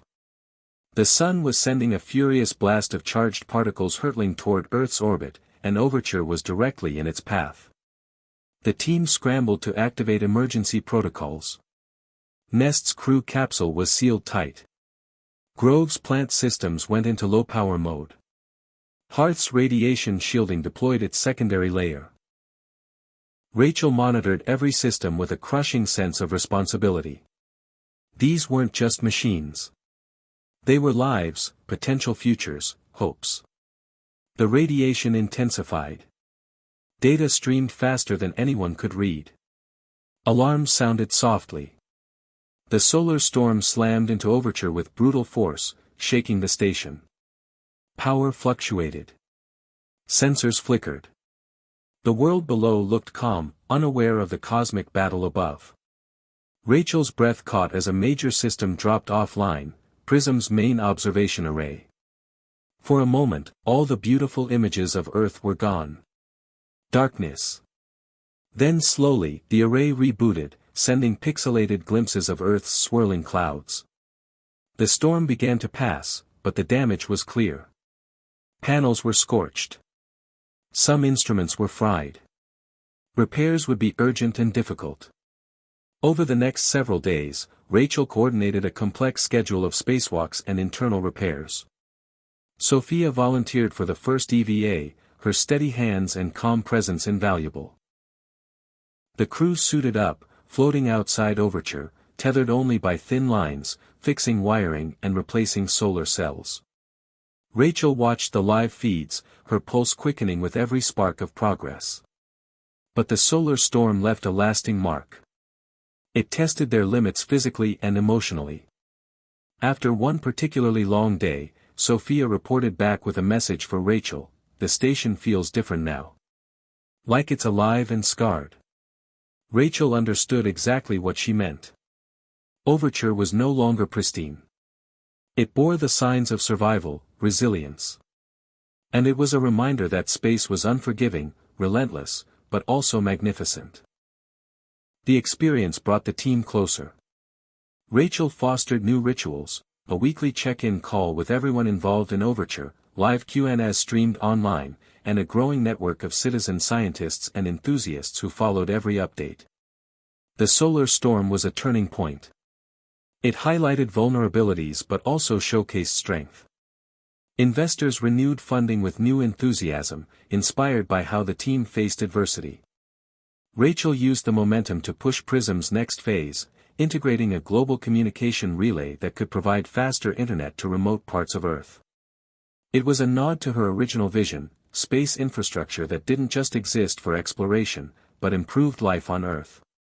Yet, behind the scenes, new challenges loomed. Government agencies continued to pressure her for access and influence. A leaked memo suggested some officials viewed Overture as a national security risk. Rachel knew she was walking a thin line. Maintaining independence meant balancing transparency and control. She expanded Project Sentinel's capabilities, adding AI-powered defense protocols that could detect not only external cyber threats but also anomalies caused by natural phenomena like solar storms. The AI became a silent guardian of the station, monitoring every byte of data with precision. Rachel found herself relying more and more on Sentinel's reports. At the same time, the public's fascination with Overture deepened. A documentary crew followed the team for months, capturing not just technical achievements but human stories: Sophia's first EVA, Kayla's late-night design sessions, Dev's nervous excitement during tense moments. The film premiered at Sundance and won critical acclaim, bringing Rachel's work to a global audience. In interviews, she spoke about the importance of perseverance, vision, and community. "Space is hard," she said. "But it's the hardest things that make us grow." The story inspired a new generation. Schools incorporated Overture missions into curricula. Young people dreamed of astronautics, engineering, and science like never before. Rachel even received letters from people around the world, sharing how the station gave them hope during difficult times. But despite the public praise, Rachel kept a quiet focus on what was next. The upcoming launch of a new module named Harbor, designed as a medical and emergency response unit. Harbor would be critical for long-term crew health, equipped with telemedicine tools and a small surgical suite. It was ambitious, expensive, and vital. The day Harbor launched, Rachel stood once more at the launch pad. The rocket thundered into the sky, piercing clouds and heading toward orbit. This time, the world watched not just in awe, but with confidence. Harbor docked smoothly. The team tested its systems thoroughly. When Sophia spent a week inside Harbor during simulations, the feedback was overwhelmingly positive. Rachel felt a deep satisfaction. Each module was a step closer to making Overture a true home in space. As the station expanded, Rachel pondered the bigger picture. What if Overture was just the beginning? What if a network of stations could circle Earth, providing infrastructure for research, commerce, and even tourism? She sketched ideas for Constellation, a series of interconnected habitats and labs. It was bold, visionary, and expensive. But she knew it could redefine humanity's place in the cosmos. One evening, alone in her office, she stared at the framed image of Earth from Prism. The curve of the planet, the thin blue atmosphere, the infinite stars beyond. She whispered, "This is just the start." The challenges were many, but so was the promise. And she was ready to meet them head-on. Rachel's phone buzzed in the quiet of her office late one evening. The message was brief but loaded. International Coalition on Space Safety meeting confirmed. "You're on the panel." Her heart jumped. After years of battling isolation, politics, and skepticism, here was a chance to have a voice on the global stage. The International Coalition on Space Safety was a relatively new organization formed to address growing concerns about orbital debris, militarization of space, and equitable access to extraterrestrial resources. They wanted Rachel's perspective, someone who had built a civilian-led space station, someone who had fought for openness and cooperation rather than dominance and secrecy. Preparation consumed her days and nights. She pored over treaties, scientific reports, and diplomatic histories. She debated with advisors on how to balance technical precision with compelling storytelling. Her goal wasn't just to represent Overture, but to push for a new vision of space as a shared commons, governed not by national interests but by humanity's collective future. The conference took place in Geneva, a neutral ground where tension and hope intermingled. Representatives from superpowers, emerging space nations, private companies, and scientific communities gathered in a grand hall filled with anticipation. Rachel's turn came. She stepped up to the podium, feeling the weight of eyes and cameras. She began with a question she often used to open her talks: what if the sky didn't belong to any one of us, but to all of us? Her voice was steady but passionate as she outlined Overture's journey, from a bold private dream to a symbol of collaboration. She spoke candidly about the technical hurdles, the political battles, and the moments of doubt. "Space is not a frontier to be conquered," she said, "but a home to be shared. Our survival and growth depend on cooperation, transparency, and respect." The room listened. Some skeptics remained, but many nodded, inspired by the authenticity and vision. After the speech, she engaged in intense negotiations on debris mitigation protocols and joint emergency response strategies. Old rivalries simmered beneath polite words, but Rachel sensed a shift, a recognition that unilateral actions would only endanger all. The days were exhausting but exhilarating. She forged alliances with representatives from India, Brazil, and the European Space Agency, all eager to push the agenda forward. Late into one evening, she found herself alone on a balcony overlooking the city lights. The vastness of space felt closer here, a reminder of the fragile planet below and the fragile partnerships above. Back home, news of her participation sparked excitement. Supporters rallied behind her message. Meanwhile, Overture continued its expansion. The newest module, Harbor, had integrated perfectly, and plans for Constellation moved forward with tentative funding. But the political undercurrents remained. One morning, Rachel received a call from an old contact at a government agency. "They're still watching you," the voice warned. "Expect pressure to increase." Rachel wasn't surprised. She knew the battle for space wasn't just about technology or exploration, it was about power, control, and ideology. But she was resolute. To strengthen her position, she ramped up Open Skies, encouraging public participation through citizen science projects linked to Overture. Thousands of volunteers monitored orbital data, helped identify debris, and contributed to experiments. The movement grew organically, a networked community transcending borders. Then came the unexpected. A private billionaire space competitor proposed a rival station, promising luxury accommodations and exclusive access. The media buzzed. Headlines asked if Rachel's vision was outdated. The public was divided. Rachel took it in stride. "Space needs room for all kinds of dreams," she said. "But it can't be just for the wealthy. We must build bridges, not walls." The competition fueled innovation. Overture's team accelerated work on sustainable energy systems and autonomous maintenance bots. They integrated AI in new ways to optimize resource use and safety.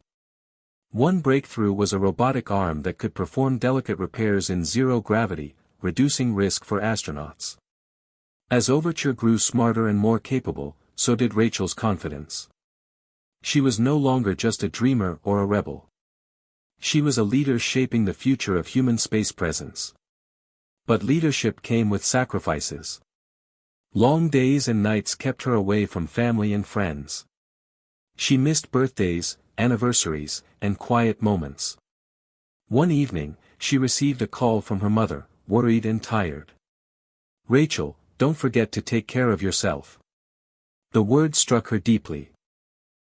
She realized that building the future didn't mean losing the present. She vowed to find balance, to nurture relationships as fiercely as she nurtured her vision. The next few months were a whirlwind of activity, technical tests, diplomatic talks, and media appearances. She traveled frequently, always carrying Overture's mission in her heart. Each success was a step forward, each setback a lesson. Through it all, she never lost sight of why she started: to open the sky for everyone, to inspire hope, and to remind humanity that when we reach for the stars, we do it together. Then came the biggest test yet. Satellite collision risk. A defunct spacecraft from decades earlier was on a collision course with Overture. The warning systems flashed red. Rachel's team scrambled to calculate evasive maneuvers, but the orbit was congested. Every adjustment risked interfering with other satellites or international missions. Tensions rose. International partners argued over responsibility and protocol. Rachel convened an emergency summit with mission control and coalition members. They had to act quickly but carefully. After tense negotiations, a coordinated effort was launched. Using ground-based lasers, thruster adjustments, and orbital calculations, the defunct satellite was nudged onto a safer path. The crisis passed. Relief washed over the team. But the incident was a stark reminder of the dangers lurking in space's crowded lanes. Rachel pushed harder for debris management treaties and active removal technologies. She partnered with startups developing space junk, cleanup drones, and championed policies incentivizing responsible satellite deployment. The story of the near collision made headlines worldwide. Rachel became a household name, not just as an engineer or entrepreneur, but as a guardian of the orbital commons. She received awards and accolades, but she always redirected praise to her team and partners.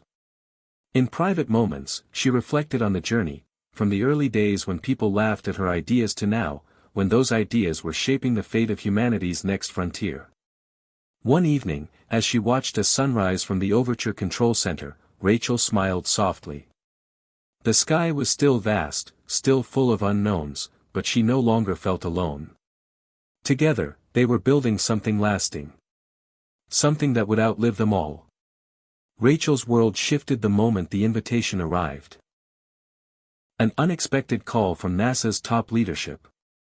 They wanted to collaborate. After years of navigating the private-public divide, here was a chance to bridge two worlds.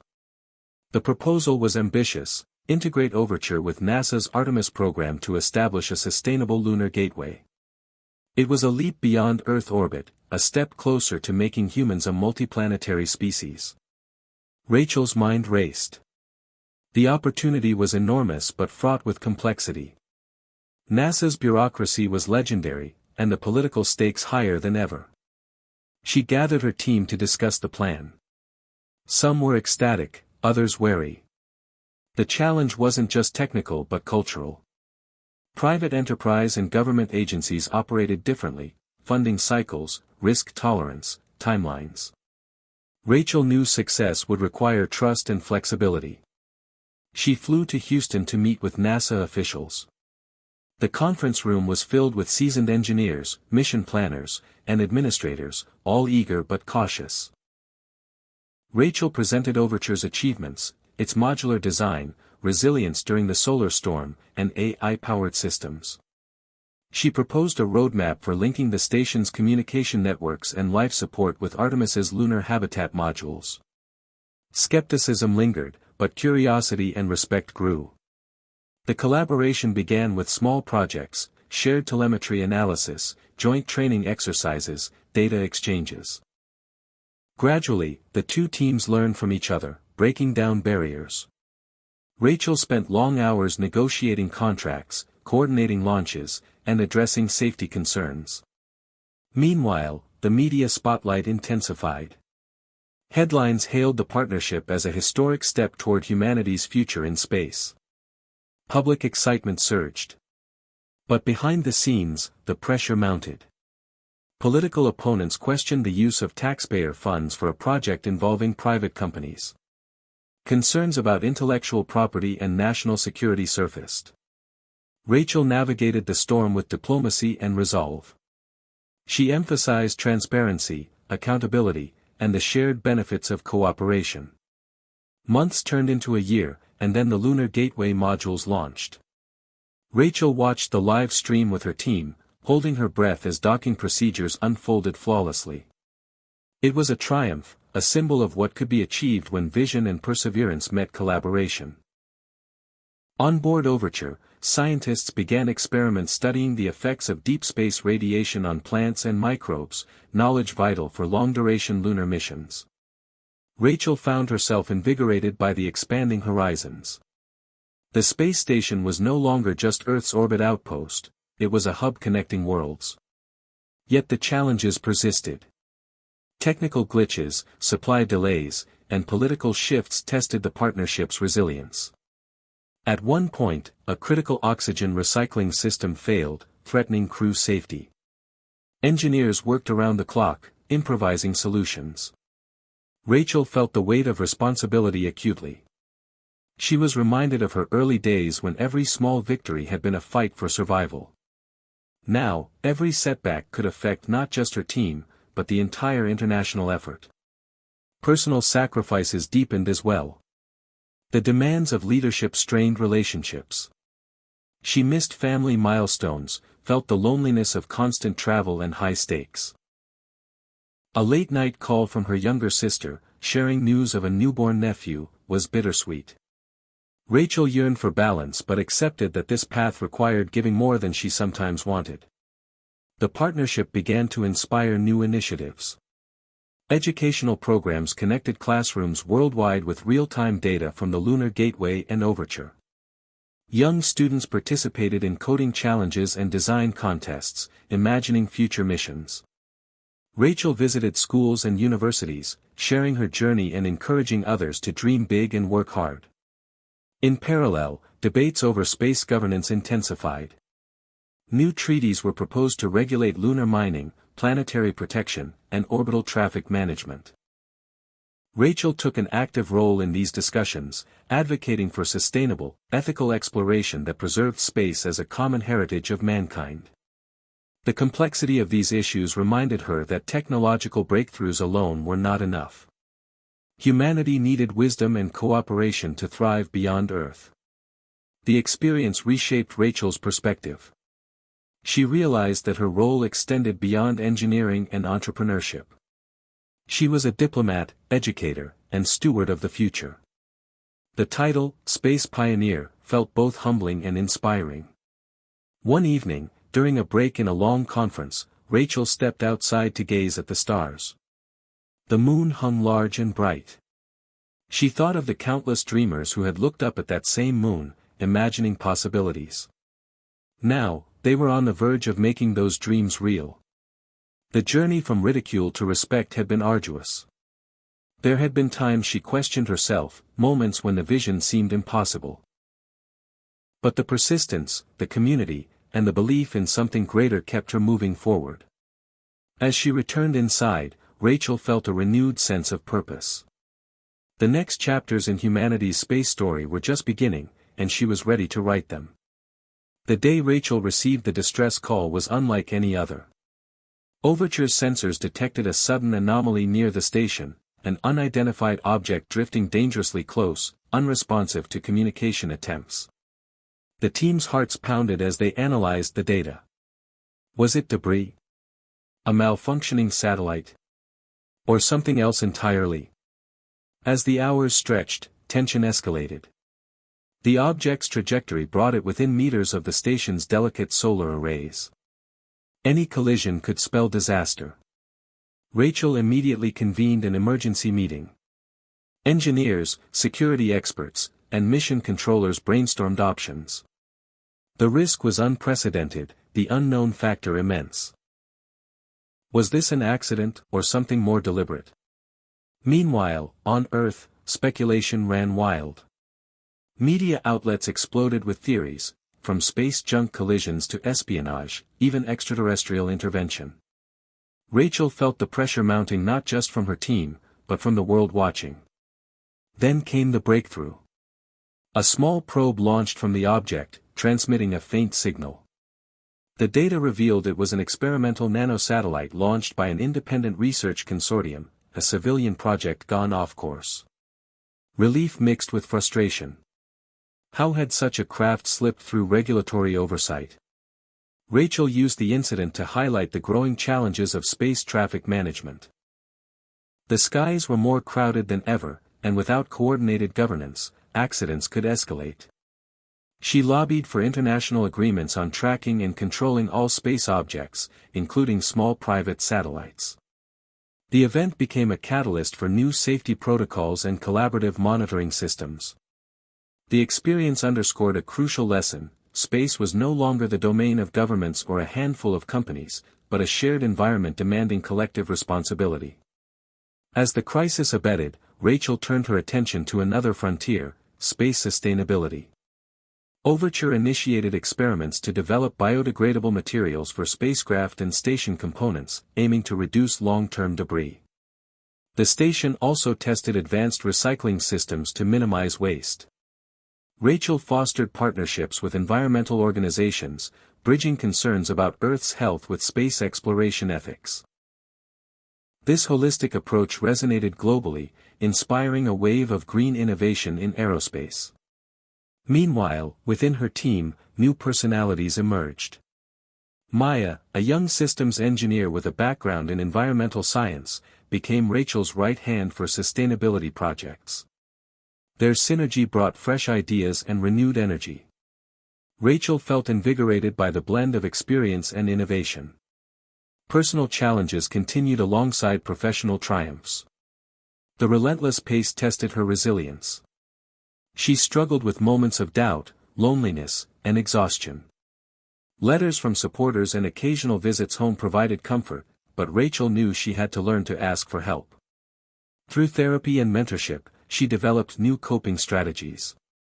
This emotional growth deepened her leadership and empathy. The community around Overture expanded as well. Volunteers, students, and enthusiasts from around the world formed a digital network called Skykeepers, sharing data, ideas, and support. Rachel often addressed them during live streams, encouraging collective stewardship of space. The movement became a powerful force for education and advocacy. As Overture entered its 7th year, Rachel reflected on the journey. From a laughable idea to a vital hub, the station had transformed not just space infrastructure but global attitudes. The narrative had shifted, from competition and conquest to collaboration and care. Yet Rachel knew the journey was far from over. The next missions would push boundaries even further: Mars expeditions, asteroid mining, interstellar probes. Each required new technology, new partnerships, and new courage. She was ready. With her team, her community, and a vision that transcended Earth, Rachel stood at the dawn of a new era, one where humanity reached for the stars not as conquerors, but as caretakers. The announcement came like a thunderclap across the aerospace world: Overture was selected to host the first-ever multinational zero-gravity laboratory dedicated to life sciences. The implications were staggering. For years, understanding how microgravity affects human biology had been critical to planning long-duration space missions, but this would be the most comprehensive facility ever assembled. Rachel knew this was both an incredible honor and a daunting responsibility. The lab would attract scientists from around the world, each bringing unique expertise and diverse research goals. Managing the complexity while fostering collaboration required all of Rachel's leadership skills. The preparation phase was intense. The team designed modular experiment pods, flexible workstations, and advanced life support tailored to delicate biological specimens. They coordinated with international partners to align research priorities and share data openly. Funding agencies from multiple countries contributed, signaling a new era of shared investment in space science. As the laboratory launched and docked with Overture, the station transformed. Corridors once dedicated to engineering buzzed with biologists, chemists, and medical researchers. Experiments ranged from studying bone density loss in astronauts to testing plant growth systems for future Mars colonies. Rachel visited the lab frequently, marveling at the dedication and curiosity fueling the work. The zero-gravity lab quickly became a nexus of innovation and hope. Breakthroughs came swiftly, discoveries about cell regeneration, immune responses, and genetic expression under microgravity challenged Earth-based assumptions. The research not only advanced space medicine but also held promise for treating diseases on Earth. Rachel felt profound pride watching these developments unfold. Yet the new spotlight brought fresh challenges. Competing interests occasionally sparked disputes over resource allocation and intellectual property. Rachel mediated with tact, emphasizing the shared mission and long-term benefits of cooperation. The broader geopolitical landscape also affected the program. While most nations supported collaboration, some viewed the lab as a strategic asset to leverage in negotiations. Rachel navigated these waters carefully, advocating for transparency and scientific freedom. Public engagement flourished alongside scientific progress. Virtual tours, interactive webinars, and citizen science projects connected millions worldwide to the lab's discoveries. Rachel became a prominent spokesperson for space science, inspiring students and the general public alike. The excitement revitalized support for space exploration amid fluctuating political winds. On a personal level, Rachel grappled with the emotional toll of balancing her expanding responsibilities. The lab's demand stretched her leadership capacity, while ongoing diplomatic work required constant travel and negotiation. She sought solace in moments of quiet reflection aboard Overture, gazing at the endless expanse beyond the windows. One evening, a letter from a young aspiring scientist caught her attention. The writer spoke of overcoming adversity and finding inspiration in Rachel's story. The message reminded Rachel why she had embarked on this path: to open doors for others, to transform dreams into realities. The journey was far from over, but each step forward echoed with meaning. As the multinational lab thrived, plans emerged for future expansions, deep space habitats, interplanetary communication networks, and more inclusive governance frameworks. Rachel embraced these visions with cautious optimism. The road ahead would be challenging, but she believed in humanity's capacity to rise to the occasion. The laughter that once greeted her ideas had long since faded. Instead, respect, hope, and anticipation filled the air. Rachel stood firm, a testament to the power of perseverance, collaboration, and unyielding belief in a better future among the stars.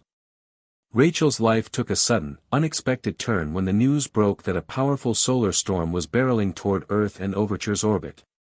Scientists warned that this was not just any storm, but one of the most intense in recorded history, capable of disrupting satellites, communications, and even electrical grids worldwide.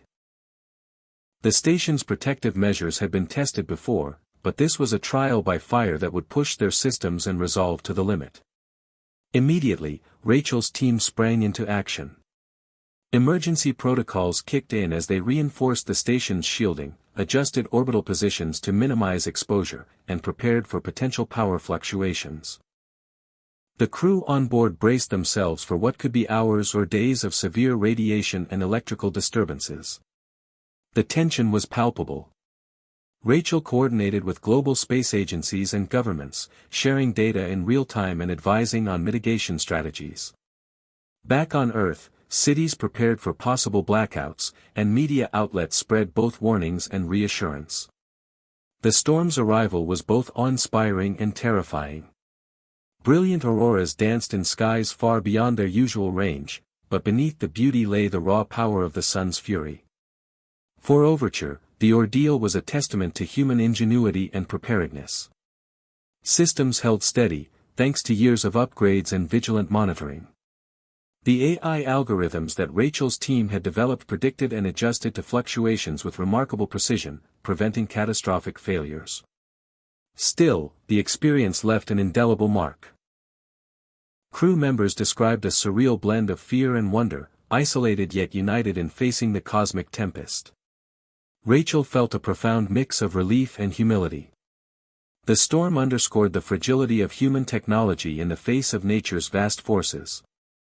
It also highlighted the importance of continued investment in space weather forecasting and resilient infrastructure.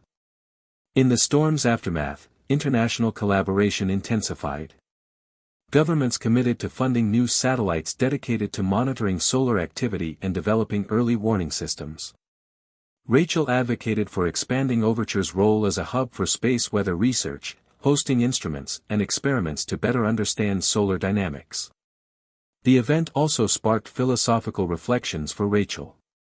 The sun, the very source of life on Earth, had shown its power in ways that humbled humanity's ambition. She pondered the delicate balance between exploring the cosmos and respecting the forces that governed it. The storm became a metaphor for the challenges humanity faced, not just in space, but in managing Earth's environment, technology, and social systems. Rachel's leadership during the crisis earned her new respect across the global community. She was invited to speak at international forums, sharing insights about resilience, preparedness, and cooperation. Her message was clear: space exploration was a collective endeavor that required humility, foresight, and solidarity. Personally, the experience deepened Rachel's commitment to fostering a culture of safety and responsibility. She invested in mental health support for crews and teams, recognizing the psychological toll of such high-stress events. She encouraged open communication and continuous learning. The solar storm chapter in Overture's history became a defining moment, a proof of concept that humanity could face cosmic challenges together. The lessons learned rippled across future missions and policies. Meanwhile, Rachel balanced these monumental events with the quieter, everyday joys of life. She cherished moments of laughter with colleagues, stories shared over late-night coffee, and the beauty of Earth viewed from space. The storm had reminded her of the preciousness of these connections. As the years progressed, Rachel continued to push boundaries, expanding Overture's capabilities, nurturing partnerships, and inspiring the next generation. The journey that once began with skepticism and laughter had transformed into a beacon of hope and achievement. Through storms literal and metaphorical, Rachel and her team showed that with vision, courage, and collaboration, humanity could reach for the stars and navigate the cosmic seas ahead. After weathering the solar storm, Rachel found herself at the forefront of a new challenge, transforming Overture into a permanent space habitat that could support families, not just astronauts and scientists. The vision was bold: to create a living environment in orbit that felt like home, with community, culture, and continuity. This meant designing spaces not only for work and research but for everyday life, including education for children, healthcare, recreation, and emotional well-being. Rachel's team dove into the project with enthusiasm and trepidation. The technical hurdles were immense. Artificial gravity simulations, radiation shielding, sustainable food production, and waste management systems all had to be reimagined for long-term habitation. They collaborated with architects, psychologists, and sociologists to ensure that the habitat would support human flourishing in space, not just survival. Public interest surged as news of the project spread. Families from around the world applied to be part of the first orbital community. Selection criteria emphasized adaptability, cooperation, and passion for space. Rachel personally interviewed candidates, sensing that the success of this endeavor depended as much on human connection as on engineering. The first families arrived after months of preparation. The station transformed from a scientific outpost into a vibrant microcosm of Earth's diversity and spirit. Children's laughter echoed through modules where virtual classrooms connected students to teachers and peers on Earth.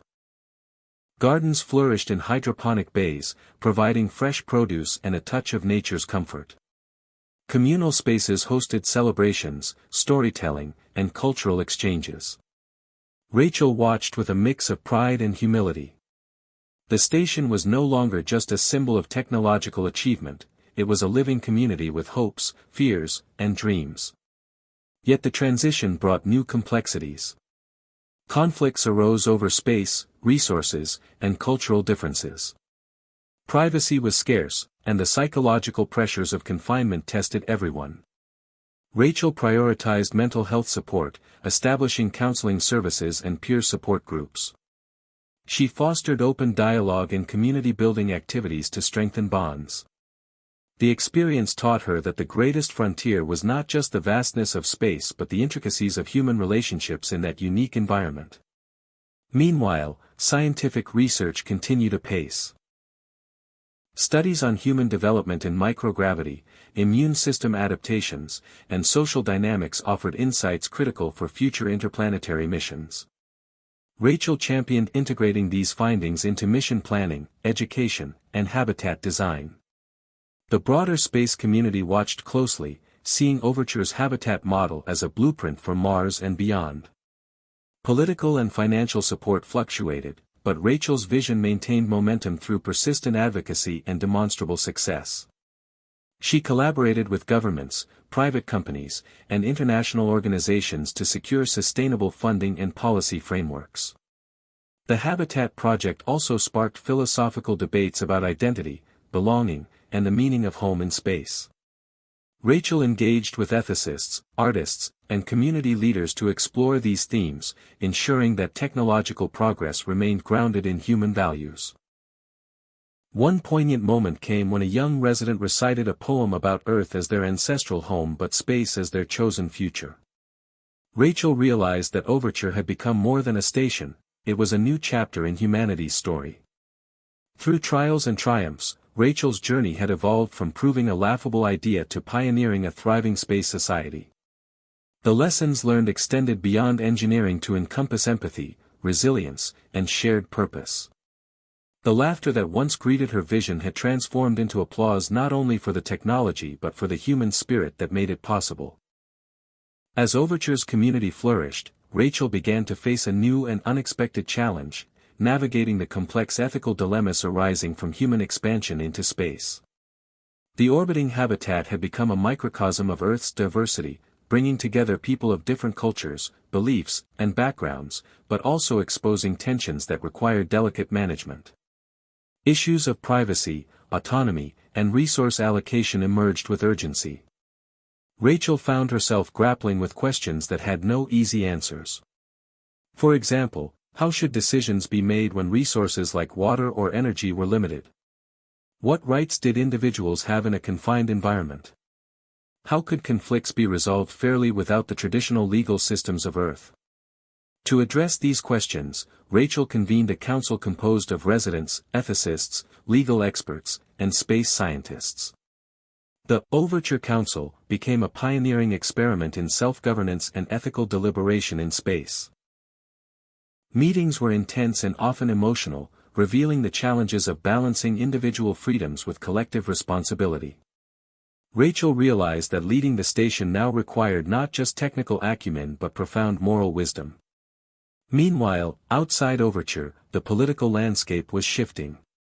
Nations debated new space treaties to regulate property rights, resource mining, and environmental protections on the Moon, Mars, and beyond. Rachel participated actively in these forums, advocating for policies that prioritized sustainability, inclusivity, and peace. The global community watched as Overture set an example of cooperative governance. The ethical challenges also inspired Rachel to rethink education aboard the station.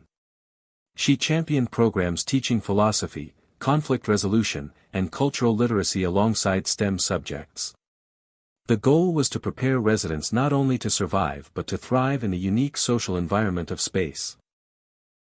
These initiatives fostered empathy and understanding, helping to ease tensions and build a shared identity.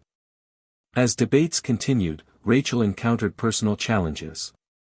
The weight of responsibility sometimes felt overwhelming. She struggled with self-doubt and exhaustion but found strength in her team and community. Regular reflections, journaling, and conversations with mentors helped her stay grounded. One poignant moment came during a council meeting when a resident shared a heartfelt story of homesickness and cultural loss. It reminded Rachel that space exploration was not just a technical or political endeavor but a deeply human one. This realization renewed her commitment to leading with compassion and humility. Scientific research aboard Overture also intersected with ethical considerations. Experiments involving genetic modification, artificial intelligence, and human enhancement sparked vigorous discussions about risks, consent, and long-term consequences.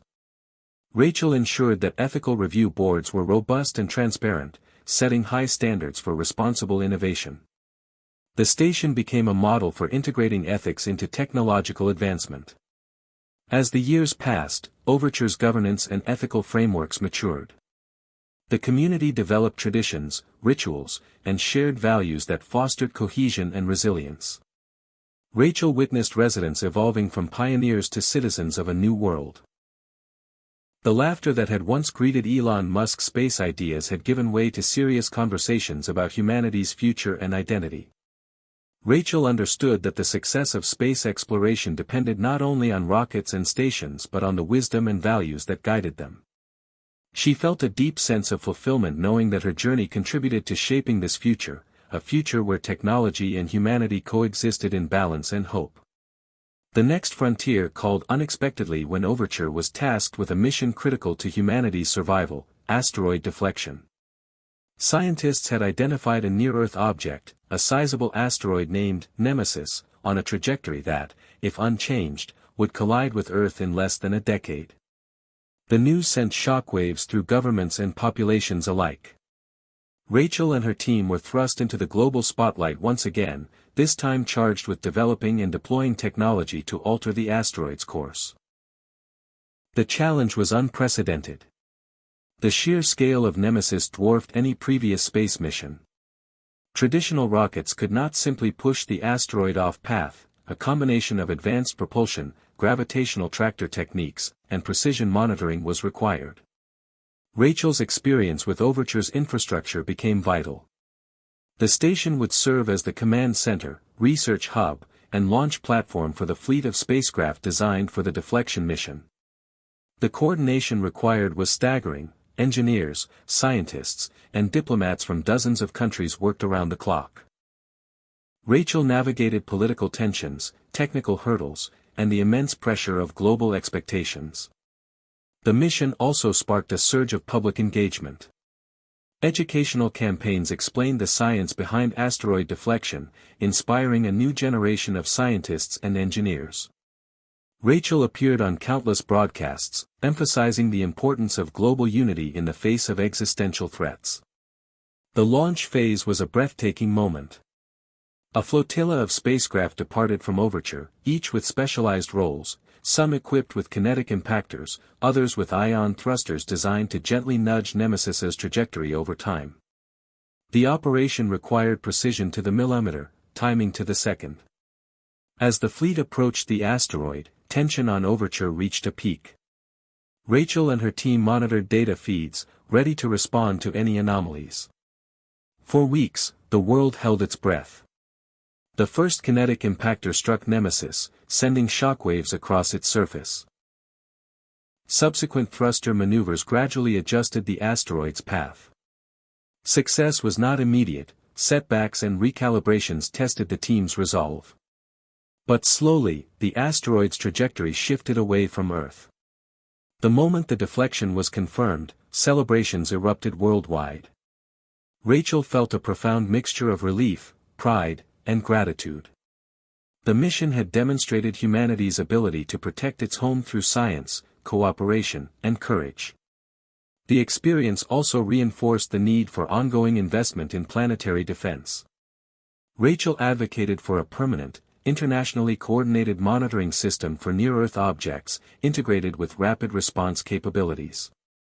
She emphasized that while the threat was averted this time, future challenges would require vigilance and preparedness. The asteroid mission marked a pivotal moment in humanity's relationship with space. No longer was space exploration just about discovery or conquest. It was about stewardship, responsibility, and survival. Rachel's leadership had transformed skepticism into solidarity, fear into hope. The laughter that had once mocked Elon Musk's space ambitions had evolved into applause for a vision that safeguarded Earth's future. Yet Rachel knew this was just one chapter in a much larger story. The cosmos held infinite mysteries and challenges. As Overture continued its orbit, a beacon of human ingenuity and cooperation, Rachel stood ready to face whatever came next, knowing that the true power of her journey lay not just in technology, but in the unity it inspired. As the years passed and Overture matured, Rachel's vision expanded beyond Earth's orbit. The dream of reaching Mars, once dismissed as fantasy, edged closer to reality. The lessons learned aboard the orbital habitat laid the groundwork for humanity's first permanent settlement on the Red Planet. Rachel found herself at the center of a new wave of planning, collaboration, and innovation aimed at transforming Mars from a distant hope into a thriving colony. The challenges were daunting. The harsh Martian environment, with its thin atmosphere, extreme temperatures, and dust storms, demanded breakthroughs in habitat design, life support, and resource utilization. Drawing on decades of research, Rachel and her team developed self-sustaining habitats with advanced radiation shielding, hydroponic farms, and closed-loop recycling systems. Robotics and AI played critical roles in construction and maintenance, reducing risks to human settlers. International partnerships flourished, combining expertise and resources. Mars was no longer a symbol of geopolitical competition but a testament to global unity. Rachel championed inclusive governance models, ensuring that the colony reflected Earth's diversity and values of cooperation, sustainability, and respect. The psychological challenges of Martian life received special attention. The isolation, confinement, and separation from Earth posed risks to mental health. Drawing from experiences aboard Overture, Rachel advocated for community building, cultural activities, and telepresence technologies to maintain social bonds. Training programs prepared settlers not only physically but emotionally for the rigors ahead. The first missions launched with a mix of excitement and apprehension. Rachel watched closely as crews landed, set up habitats, and began exploring their new world. Each milestone was hard-won and celebrated, a testament to human determination and ingenuity. Back on Earth and aboard Overture, the global community followed with rapt attention, inspired by the courage and resilience of the Mars pioneers. Rachel's role evolved into that of mentor, strategist, and ambassador. She traveled between Earth, Overture, and Mars, fostering collaboration and learning. Her speeches emphasized the significance of Mars not just as a destination but as a catalyst for reimagining humanity's place in the universe. Yet Rachel remained grounded in the realities of space colonization. Setbacks, equipment failures, health issues, and unexpected environmental challenges tested the settlers and their support teams. Rachel encouraged a culture of adaptability, problem-solving, and mutual support. The story of Mars was not one of effortless triumph but of persistent struggle and growth. Philosophically, Rachel reflected on what it meant to be human in a new world. The Martian colony raised profound questions about identity, belonging, and the ethics of altering another planet. Rachel engaged with artists, writers, scientists, and indigenous leaders from Earth to explore these themes, ensuring that space expansion honored both the explorers and those they left behind. As Mars settlement grew, so did the vision for humanity's future among the stars. Rachel imagined networks of habitats, interconnected economies, and cultural exchanges spanning planets and moons. The laughter that once greeted Elon Musk's ideas had long since turned into admiration for the audacity and perseverance they inspired. Rachel's journey from a skeptic to a pioneer encapsulated the transformative power of vision and determination. The next chapter in humanity's story was just beginning, and Rachel was ready to write it alongside all those who dared to dream. The day had finally arrived when Rachel stood on the observation deck of Overture, watching Earth rise over the horizon, a fragile blue orb glowing against the endless blackness of space. It was a moment that crystallized everything she had fought for, dreamed of, and achieved.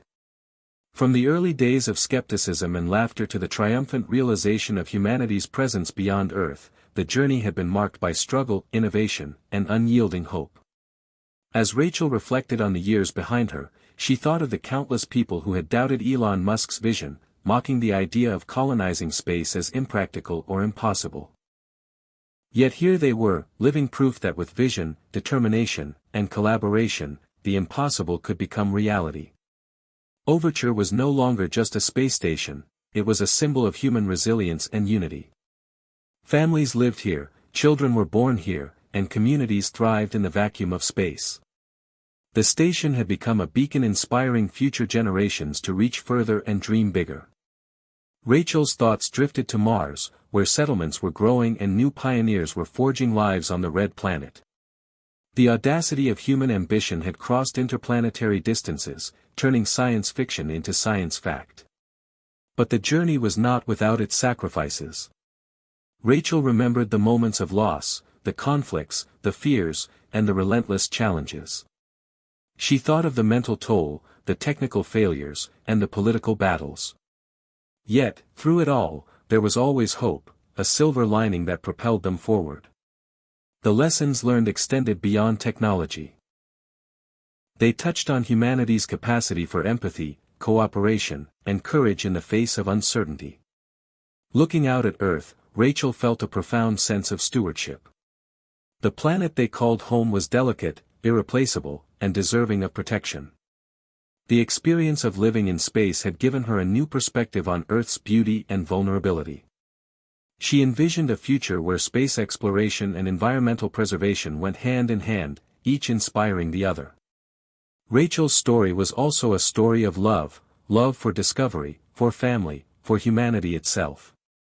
She recalled the relationships that had sustained her, the friends who shared her vision, the colleagues who challenged her, and the family who supported her dreams.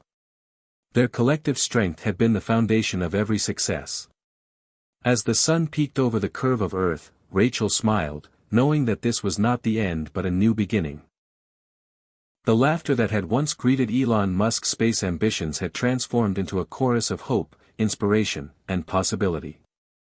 She spoke softly to herself, life is full of surprises, but love will always lead the way.